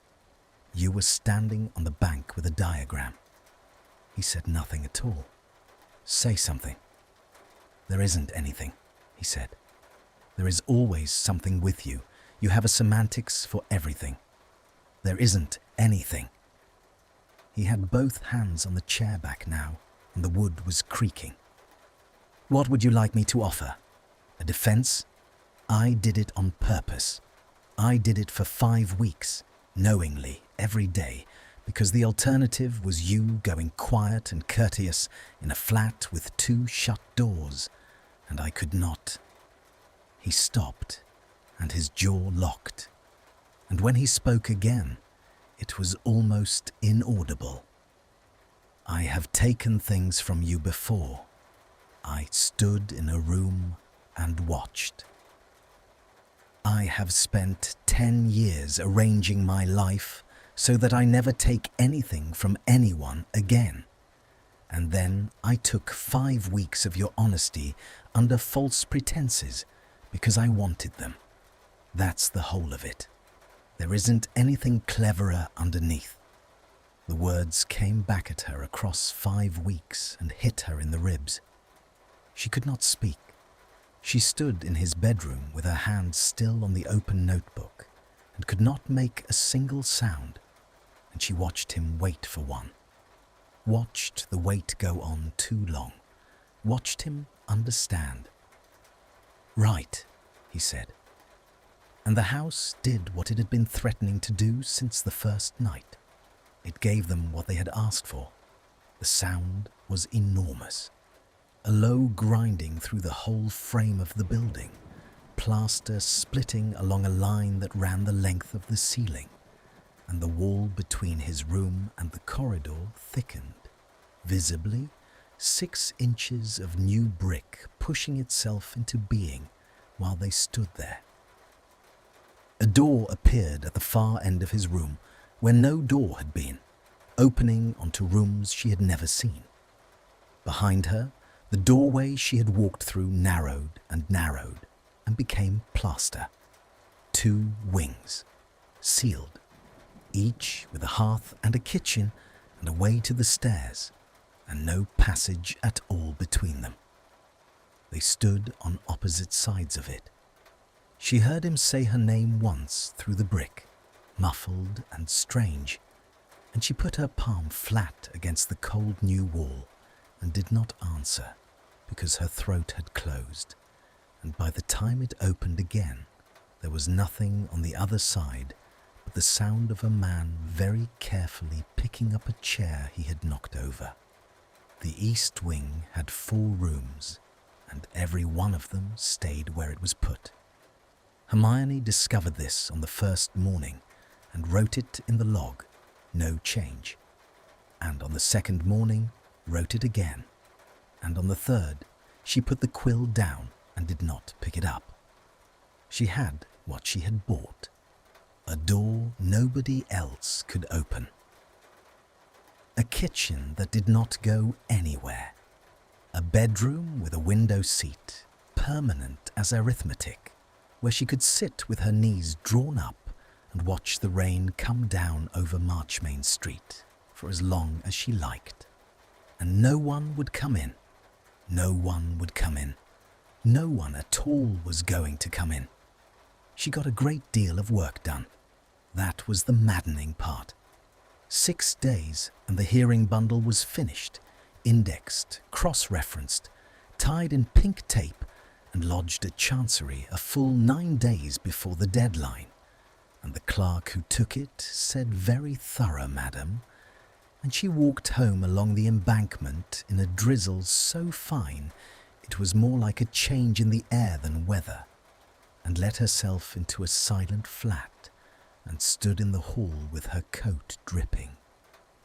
The lamp was not lit. That was the thing she could not get past. Nobody had left the lamp on. She lit it herself, and it burned exactly as well, and it was not the same.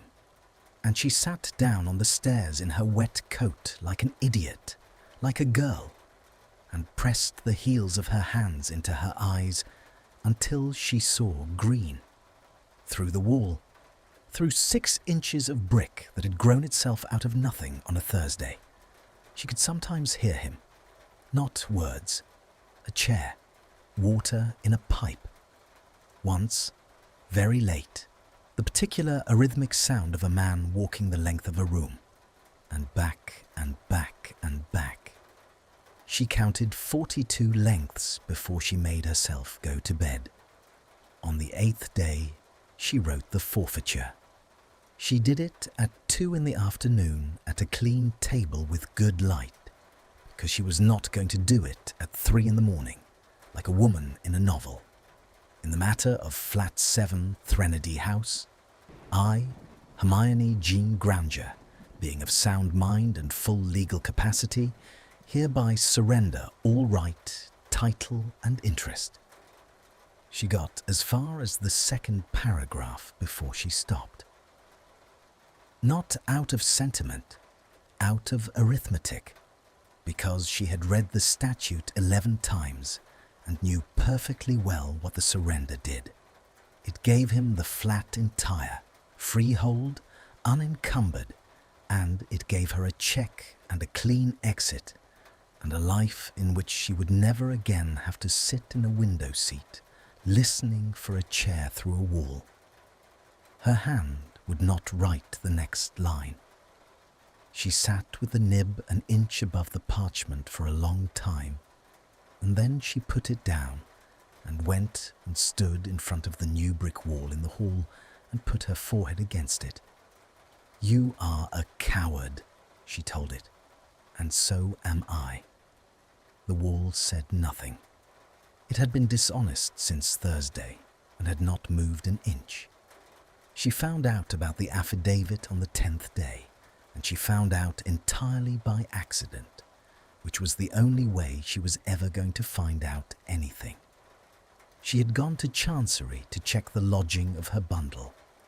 The clerk, a stooped man named Perrot, who had been in the Rolls office since before the First War and treated the docket as a personal garden, brought out the file and set it down and said, "Ah, you'll be wanting the supplementary." "There's a supplementary?" "Filed Monday by the other party." Perrot licked his thumb and turned a page. "Most irregular. I've had to open a 2nd folio." She read it standing at his counter with her gloves still on. It was 14 pages. It was an affidavit sworn by Draco Malfoy, and it did not, as she had assumed for 4 blind seconds, advance his claim. It demolished it. "I am informed and verily believe that the property is subject to an unregistered habitational charm of the class described by A. Fenwick, Chancery MS 4041, the existence of which was known to me from the 17th ultimo and was not disclosed by me to the co-claimant, Miss Granger, until the 24th instant. I make this statement in the knowledge that it is adverse to my own interest, and that the department may treat it as material non-disclosure. It got worse, or better. She could not decide, then or ever. I further depose that the ministry trace presently subsisting over my family residence renders my need of an alternative address a matter of record, and that the department, being aware of that circumstance at the time of registration, ought properly to have. He had put the trace in it. He had written out the second Tuesday of every month, the clipboard, the 19 rooms, the mother in the morning room with her hands in her lap, in the flat sworn language of an affidavit that would sit in a public file in the Rolls office, where any journalist with a reader's ticket could copy it out in pencil. And on page 12, in the numbered paragraphs, the reason 38. The co-claimant has at all times acted in good faith. 39. The delay in these proceedings is a burden upon her which she did not create and does not deserve. 40. If the department requires a party to be prejudiced by the error of its officers, I respectfully invite it to prejudice me. Perrault watched her read it. He had, she thought later, seen a great many people read a great many things across that counter. "When does it go on the public file?" she said. Her voice came out perfectly steady. "It's on it, madam, since Monday noon." "And has anyone—" Prophet Stringer copied it Tuesday. Perrault closed the folio with the gentleness of a man closing a box of something breakable. "I did tell him it were dry stuff. He didn't seem to think so." She ran. She ran out of Chancery and down the embankment steps, and did not apparate because she could not hold a destination steady in her head. And by the time she reached Threnody House, the drizzle had become a downpour, and her hair had come entirely out of its pins, and she was breathing like something hunted. Up 4 flights, the green fanlight throwing its underwater colour down the stairwell, her key already in her hand. And then she was standing in the hall of the east wing, in front of 6 inches of brick. She hit it with the flat of her palm, once, twice, hard enough to hurt. Malfoy. Nothing. Draco. The wall stood there being a wall.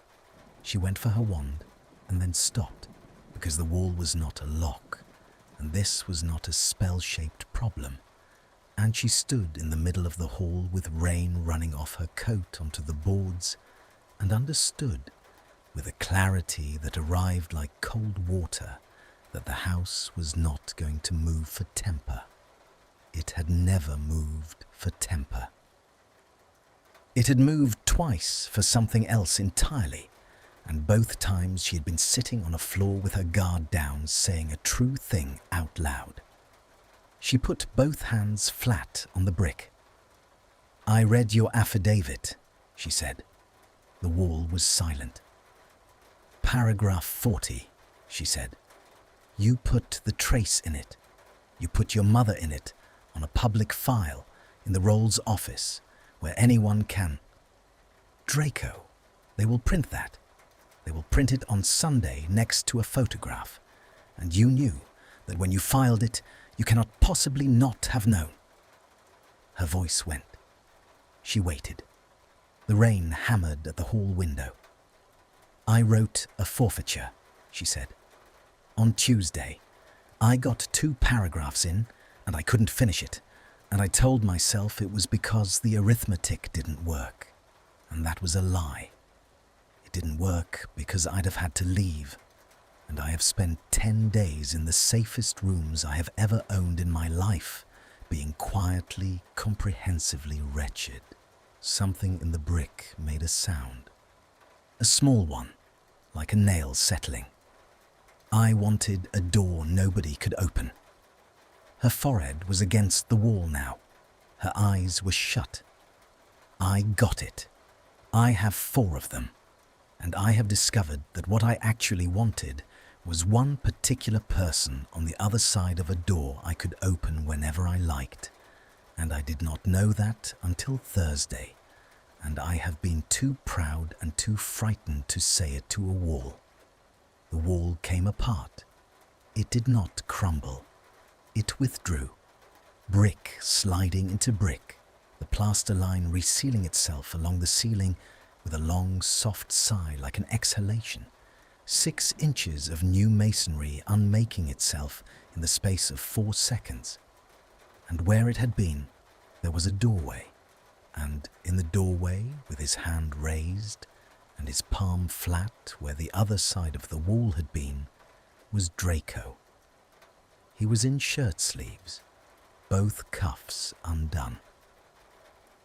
He looked as though he had not slept in 10 days, because he had not, and there was a dark, unshaven line along his jaw, and his hand was still up in the air with nothing to rest on. Neither of them moved. "How long have you been standing there?" she said.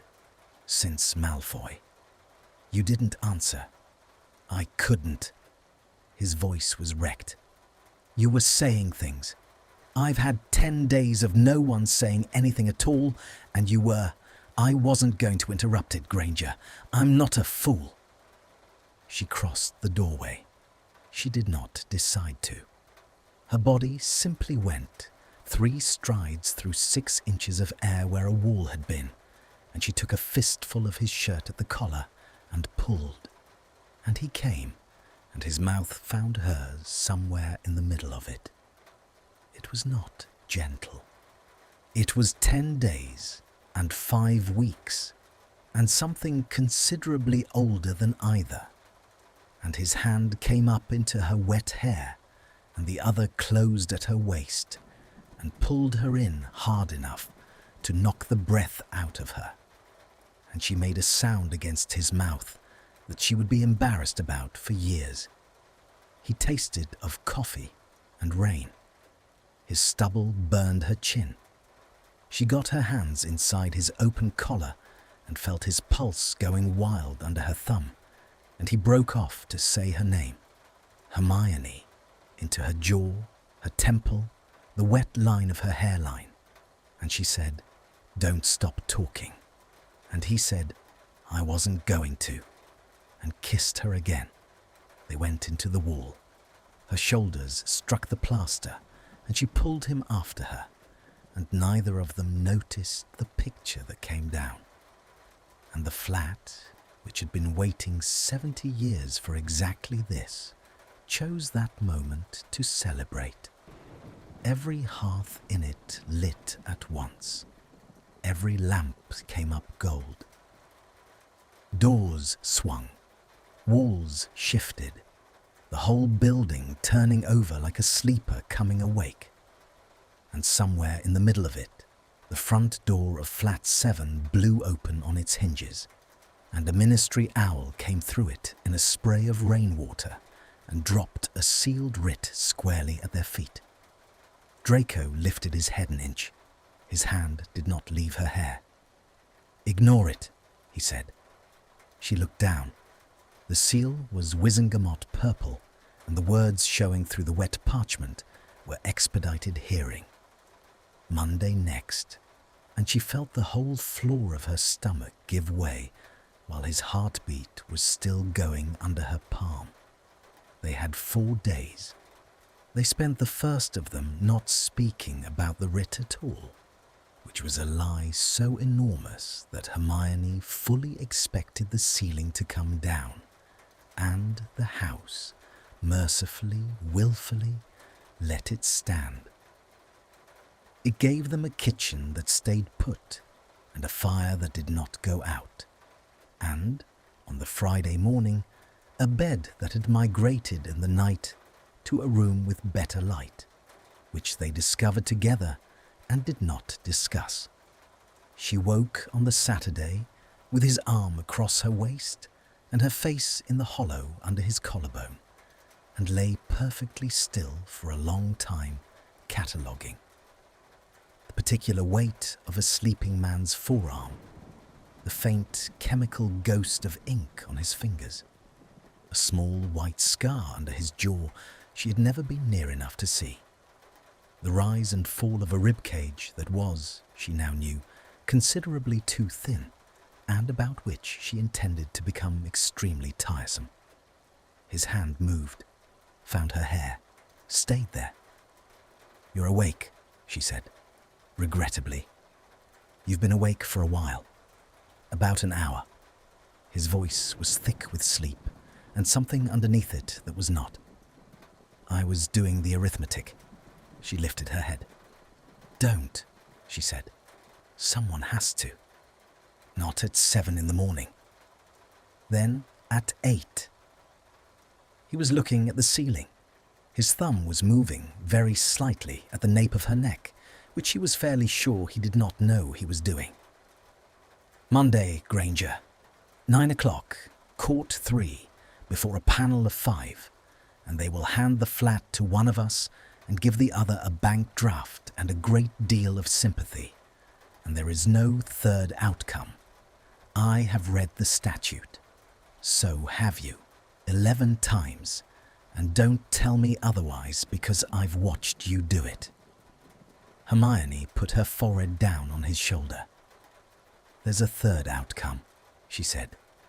"There isn't. There is, and you know exactly what it is, and you're not saying it because you've already decided to do it." She raised her head. "I've read your affidavit, paragraph 40. If the department requires a party to be prejudiced, I invite it to prejudice me. You are going to walk into that room on Monday morning and forfeit." The thumb at her neck stopped. "Don't," she said. "You bought a door. I bought a flat, and I have spent 5 weeks discovering that the flat is not the point. And if you stand up in front of 5 people in purple and hand it to me as a gift, I will never forgive you, Draco. I mean that with my whole chest. It isn't generosity. It's you arranging to be the one who loses so that nobody can take anything from you first." He sat up. It was not violent.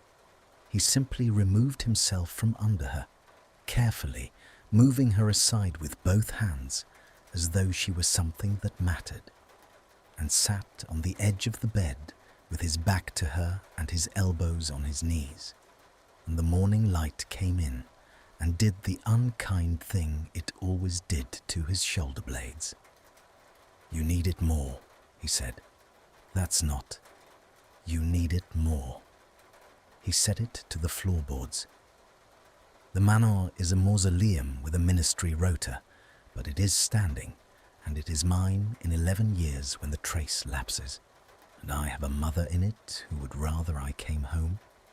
You have a bank vault, a bedsit lease you gave up in April, and lunch on Sundays with 2 people who are very polite to you." A pause. "I'm not being noble. I'm being accurate. You keep telling me those overlap." Hermione got up. She came round the bed and crouched in front of him and took his face in both hands and made him look at her. "Then we both stay," she said. "There's no provision for—" "Then we make one. It's a docket. It's not a law of physics. Joint tenancy, tenancy in common, a deed of trust. Malfoy, I have read 400 pages of registry precedent. There are 11 ways to hold a freehold between 2 people, and every single one of them exists precisely because 2 people occasionally want the same house." He looked at her for a long moment. "They won't allow it," he said. "They might." "Granger." His hands came up and covered hers, still on his face. "Think. You've thought about everything else. 2 claimants, 1 instrument, an error of the department's own making. The last thing that panel will do is put us both on the deed. It would be an admission. It would mean the clerk's mistake stands as good law.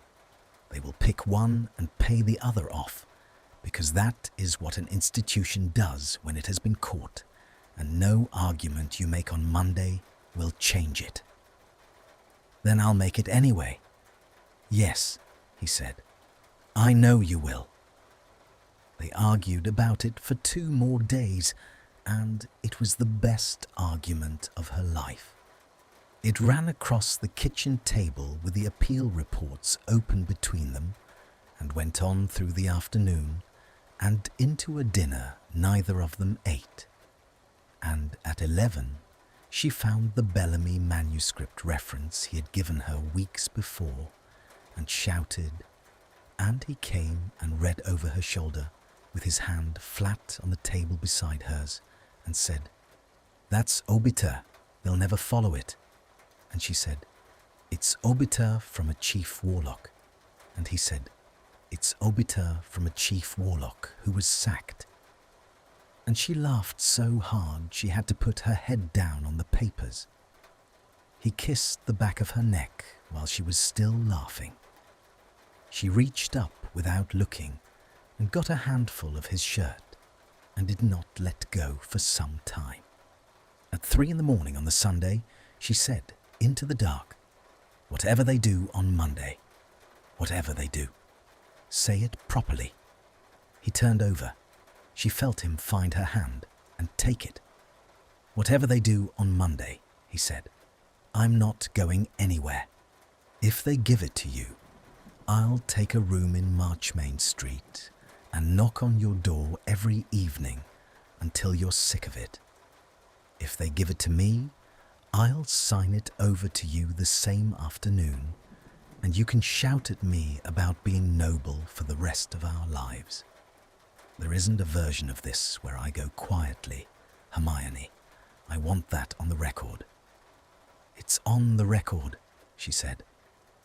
The house dimmed its lamps, one by one, all down the corridor like a servant going to bed. Court 3 was smaller than she had expected, and colder, and it smelled of beeswax and the particular dry-tooth scent of old parchment kept too long in a stone room. 5 members of the panel, purple robes, a clerk with an enormous ledger. Perrault at the side table with the folios, who caught her eye once and looked away with a face like a closed door. She had prepared for 11 hours. She had it all: the Bellamy obiter, the 3 cases on concurrent registration, the departmental circular of 1963 that had never been repealed, the whole architecture of an argument for joint title built plank by plank across a kitchen table with a man who had not once told her it would work. She got to her feet when the presiding member said her name. She said, "Madam Chair, I am instructed to make an application." And beside her, Draco stood up too. "Madam Chair," he said, "before the applicant continues, the second claimant surrenders." The room did something. A rustle, a scrape of a chair, the clerk's quill stopping. Hermione turned her head and stared at him, and he did not look at her. And the whole of Monday morning went very slow and very clear, and she heard herself say, from somewhere a great distance outside her own body, "Madam Chair, the first claimant surrenders." The silence after that was total. The presiding member, a small witch of about 90 with spectacles pushed up into her hair, looked from one of them to the other. She looked at Perrault. Perrault looked at his ledger. "Let me be certain I have understood," she said. "Miss Granger, you surrender your title in favour of Mr. Malfoy." "I do." "Mr. Malfoy, you surrender your title in favour of Miss Granger." "I do." Simultaneously. "Apparently," said Draco. The old witch removed her spectacles from her hair. She cleaned them on her sleeve for what felt like a year. "Then I must tell you both," she said. that you have between you done something rather stupid." She set the spectacles on her nose. "Under Section 9, a surrender takes effect upon its making. 2 surrenders made in the same instant leave neither claimant with a title to receive. The instrument is void. The freehold reverts to the department." Hermione's hand found the edge of the table. "Reverts," she repeated. "The department will resell. You will each be repaid your purchase money with interest at 4% and a letter of apology which I am told is being drafted by somebody senior." The panel member's mouth moved fractionally. "Flat 7, Threnody House, belongs to neither of you. It has not, I think, belonged to either of you for some little time. Good morning." Outside, it was raining as though it had been saving up. They came down the chancery steps into it, and neither of them had a hat, and within 40 seconds they were soaked through, and Hermione stopped in the middle of the pavement with the water running off her chin and started to laugh. 4%, she said. "Don't. And a letter of apology. Granger, we lost." She turned around in the rain to face him. Her hair was flat to her skull. 5 weeks, 600 pages, a manuscript roll from Chancery, and we lost it in 11 seconds because we were both trying to lose it at each other. "Yes," he said, "I was there." And then he stopped because she had taken hold of his coat with both hands. The Strand went past them. Umbrellas, taxis, a paper seller shouting under an awning. Nobody looked twice, and that was the extraordinary thing. That was the thing she would remember, that there was no house watching them, no charm, no corridor narrowing, no kitchen holding its breath. There was a wet pavement and 2 people and absolutely nothing in the world obliging either of them to say a single word. "I love you," Hermione said. His face came apart. "Say that again," he said. "In a doorway or a room or somewhere with a—" "No." She pulled him down by the coat. "Here, in the street, with nothing making me." And she kissed him in the rain on the steps of the Rolls office, while a paper seller shouted the afternoon edition, and his hands came up into her wet hair as though he had been waiting his whole life to be told he was allowed. They had 11 days to clear the flat, and they used 9 of them badly. The department was, in its fashion, generous about it. A printed notice, a schedule of removals, a clerk who came on the Tuesday to inventory the fixtures and left after 20 minutes looking rattled because the fixtures had declined to stay inventoried. He wrote 1 range, copper, and by the time he had crossed the hall, the range had become 2, and then none. And he sat down on the stairs outside and asked whether either of them would mind terribly if he came back with a colleague. "It's grieving," Hermione said when the man had gone. Draco looked at the place where the kitchen had been. "It's sulking. It's the same thing at 70 years old and living alone." They packed. Or rather, she packed in a system of labelled crates that would have satisfied a museum. And he undid the system nightly by removing books from crates to read them and putting them back in the wrong ones.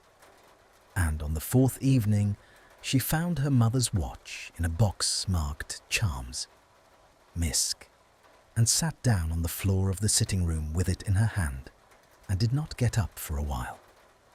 He came and sat beside her. He did not ask. That was the thing about him that she had stopped being surprised by.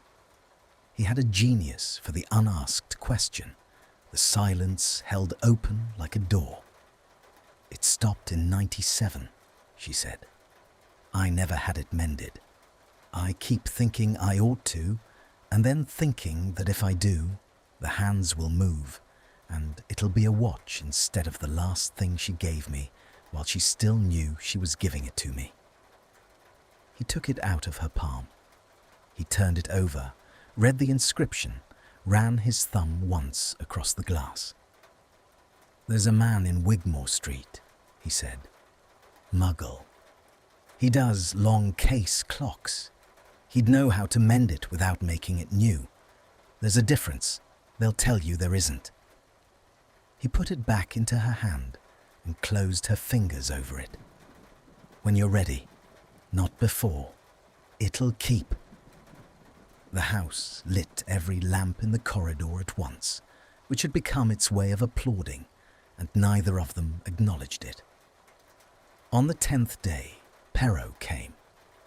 Hermione opened the door to find the Chancery clerk on the landing in a mackintosh, stooped, hat in hand, with a folio under his arm, and the green light from the fanlight making him look like something dredged up.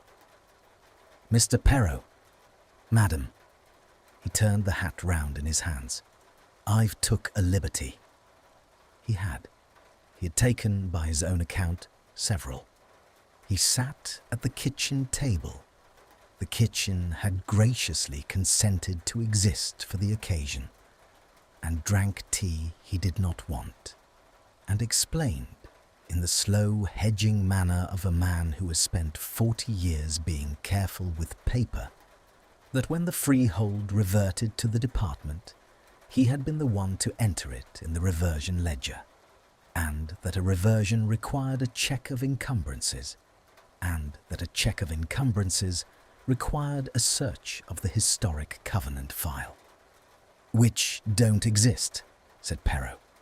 "As you found, madam. It doesn't exist. It don't exist under the address." He opened the folio. "It exists under the builder, filed 1911, indexed by surname, never cross-referenced on account of the clerk that year being a Rowell, and Rowells never cross-referenced anything." He turned the folio round and pushed it across the table. "Ambrose Fenwick, deed of covenant and restriction, sealed and witnessed." Hermione read it. Draco read it over her shoulder, with his hand flat on the table beside hers. It was 3 pages of the most beautiful copperplate she had ever seen, and it said, in the long, courteous sentences of 1911, that Ambrose Fenwick, being the builder and first owner of the dwelling known as Flat 7, Threnody House, did hereby covenant and restrict the said dwelling in perpetuity, that it should never be let for profit, that it should never be held by any person alone, and that upon each reversion to the crown or its magical equivalent, the freehold should be offered first, at the original purchase price, to any 2 persons then in joint occupation who had been resident together not less than 40 days. And below that, in a different ink, in a cramped, hopeful hand, she had spent 5 weeks learning to read in margins. "Built for 2. Will not do for 1. I have lived here alone 31 years and can attest to it." Nobody spoke for a while. 40 days, Draco said eventually. 47, said Hermione. She had gone very white. "I have the log." Perrault drank his tea. "There's a form," he said. "It's a bad form. 17 pages and half of them ask the same question twice." He set the cup down with great care. "I've filled in 11. You'll want to do the rest yourselves on account of the declarations. And I'd not dawdle, madam. The department has it advertised for the 14th. Hermione stood up so fast her chair went over. "Mr. Perrault," she said. "Why?" The old clerk looked at his hat. "I've had that file 41 year," he said. "Nobody ever come and asked me for the marginalia before." He stood and put the hat on and adjusted it. "You come in Tuesday and asked what a dead man wrote in a book. Seemed to me the least I could do were find out where he wrote the rest of it.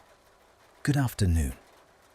They filled in the form that night, both of them at the kitchen table, and it took until 4 in the morning because Draco kept stopping. He stopped at page 6 at the Declaration of Joint Occupation. He stopped at page 11 at the question requiring each applicant to state the nature of the joint interest sought. And he stopped for a long time at page 14, where the form asked, with the flat impertinence of bureaucracy, for the relationship of the applicants, one to the other. "Put whatever you like," he said. Hermione put the quill down. "No," she said. "Granger, you have done this twice now." She turned in her chair to face him. "In the affidavit and in that courtroom, and both times it was the same maneuver. You arrange to be the one who asks for nothing, so that nobody ever has the pleasure of refusing you. And I am not doing it. I am not writing a word on that page until you say what you want out loud in a room at 4 in the morning with nothing making you." The fire had gone low. He looked at it for a while. "I want my name next to yours on a document," he said, "that lasts longer than a tenancy." "Say it plainer." "Hermione." "Plainer." He put his hand over hers on the table. His thumb found the base of her ring finger and rested there deliberately and did not move. "Not this year," he said. "Perhaps not next. But eventually I am going to ask you, and I want you to have known it was coming for a long time, because I don't intend to ambush you with anything ever again." His mouth twisted. "You read the last page first. I'm telling you the last page." She could not see the form for a moment. She wrote on page 14 in her own hand, in ink that the department would keep for 100 years. "Joint applicants. Domestic partnership. Intended permanent." The house put the fire up without being asked. The grant came on the 19th of the month in an envelope so thin she thought at first it was a refusal. Flat 7, Threnody House. Freehold. Granted to Hermione Jean Granger and Draco Lucius Malfoy, jointly as beneficial joint tenants, subject to the Covenant of 1911, Fenwick, the said covenant being noted on the register. 1 deed, 2 names. The purple seal thumbed while the wax was still soft. They read it standing in the hall, and neither of them said anything at all. And then Draco laughed. One short, astonished sound, the laugh of a man who has been braced for a blow that has not arrived. And Hermione turned round and hit him in the chest with the flat of her hand, and then held onto his shirt with both fists and put her face in his collar. "Say something," she said into the linen. "There's a covenant." "I know there's a covenant. It says the dwelling may never be held by any person alone." His arms came round her. His voice had gone strange. "Do you understand what that means? Legally? It means if you ever throw me out, you lose it. It means if I ever walk, you lose it. It's the least romantic document in England, and I have never in my life read anything I wanted more." She lifted her head. "That's not why," she said. "No? Say that too." "That isn't why," Draco said. "I would stay if there were no covenant, no flat, no deed and no roof, and you may quote me to the Wizengamot. The flat took the whole of that night to settle. They heard it happen. They lay in the dark in a bed that had, for the first time in 7 weeks, occupied the same room 2 nights running, and they listened to the building move, walls easing, doors finding their places, a long, slow grinding somewhere below the boards, like a ship coming at last to rest against a quay. Once the whole frame gave a shudder that brought plaster dust sifting down through the lamplight. Twice they heard a door swing open somewhere and stay open. And then, at some hour past 4, it stopped. Hermione lay listening to a silence that had a different quality to it.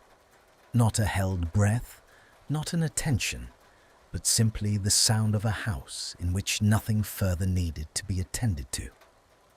Beside her, Draco's breathing had gone deep and slow. Her mother's watch was on the table by the bed, mended, ticking, keeping time for the first time in 9 years. She slept. The kitchen was in the kitchen in the morning. It was there the next morning too, and the morning after that. And on the 4th day, Hermione took the log down off the wall. Date, configuration, anomaly. 47 entries in a hand that got steadier as it went, and put it in a drawer, and then took it out again and put it on the shelf with Fenwick's books, because it seemed to belong there. The flat had settled into a shape and kept it. 5 rooms, 1 bedroom at the front with a window seat, a sitting room with green tile round the fire, a kitchen with a copper sink, and a range that stayed put.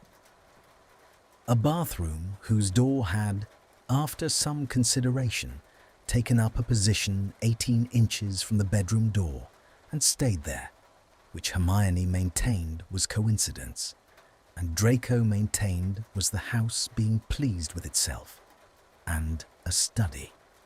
Neither of them had asked for a study. It had simply been there on the 5th morning, off the corridor, with 2 desks in it set at right angles, so that a person at one could look up and see a person at the other, and a shelf, and a hearth, and a window that gave onto Marchmain Street and the wet slate roofs beyond. They found it together. They stood in the doorway for a while. 2 desks, Hermione said. It's not subtle. It has never once been subtle. She went in and put her hand flat on the nearer desk, and the wood was warm, as though someone had been sitting there. 70 years, Draco. 70 years empty, and the last thing it did before it went to sleep was build a room where 2 people could work in the same silence. He came and stood behind her. His hands settled at her waist, and his chin came down on the top of her head. He'd have liked you, he said. Fenwick. Insufferable about margins, I expect. You'd have got on. Hermione turned around inside his arms. Outside, the rain came on again over the roofs, the fine grey, persistent rain of a London autumn, and the fanlight 4 floors down threw its sea colour up the stairwell, and somewhere below a door opened and shut, and it was somebody else's door, some other life going on. She reached up and took his face in both hands. Familiar now, the line of the jaw, the small scar, the way he closed his eyes when she did it, still, every time, as though it took him by surprise. Kiss me, she said. Nothing's making you. No, he agreed. Nothing at all. He kissed her in a room that a dead man had built for a woman he loved, in a flat that had spent 7 weeks refusing to let 2 liars keep their distance, and the house, which had at last got what it was waiting for and had gone quiet and would never move its walls again, held perfectly, beautifully still around them, the way a house does when everybody in it is finally home. Thank you for staying until the end. I want to tell you something small. When I was writing this story, I kept thinking about one scene. It is the scene in the bathroom. The room is full of steam. They cannot see each other, and that is the only reason they can talk. The steam was supposed to be a detail. It turned out to be the whole point. Sometimes we can only be honest when nobody is looking at us. That is what this house is. The house is not magic, not really. The house is just life. Life keeps taking away the places where we hide. It takes the kitchen, it takes the walls, it puts us in the same room again and again until we finally say the true thing. Hermione wanted a door that nobody could open, and she got it, 4 of them, and she was very, very lonely. That is the whole story, I think. We spent so much time building walls. We call it safety, we call it being strong, but a closet door only protects you from the people who wants to come in. So here is what I believe. You do not need a house that forces you. You do not need a rain or a court case or a ministry mistake. You just need to say the true thing out loud to one person when nothing is making you. That is the whole magic. That is what I want to say. Thank you for listening. Take care of yourself, and I will see you in the next story.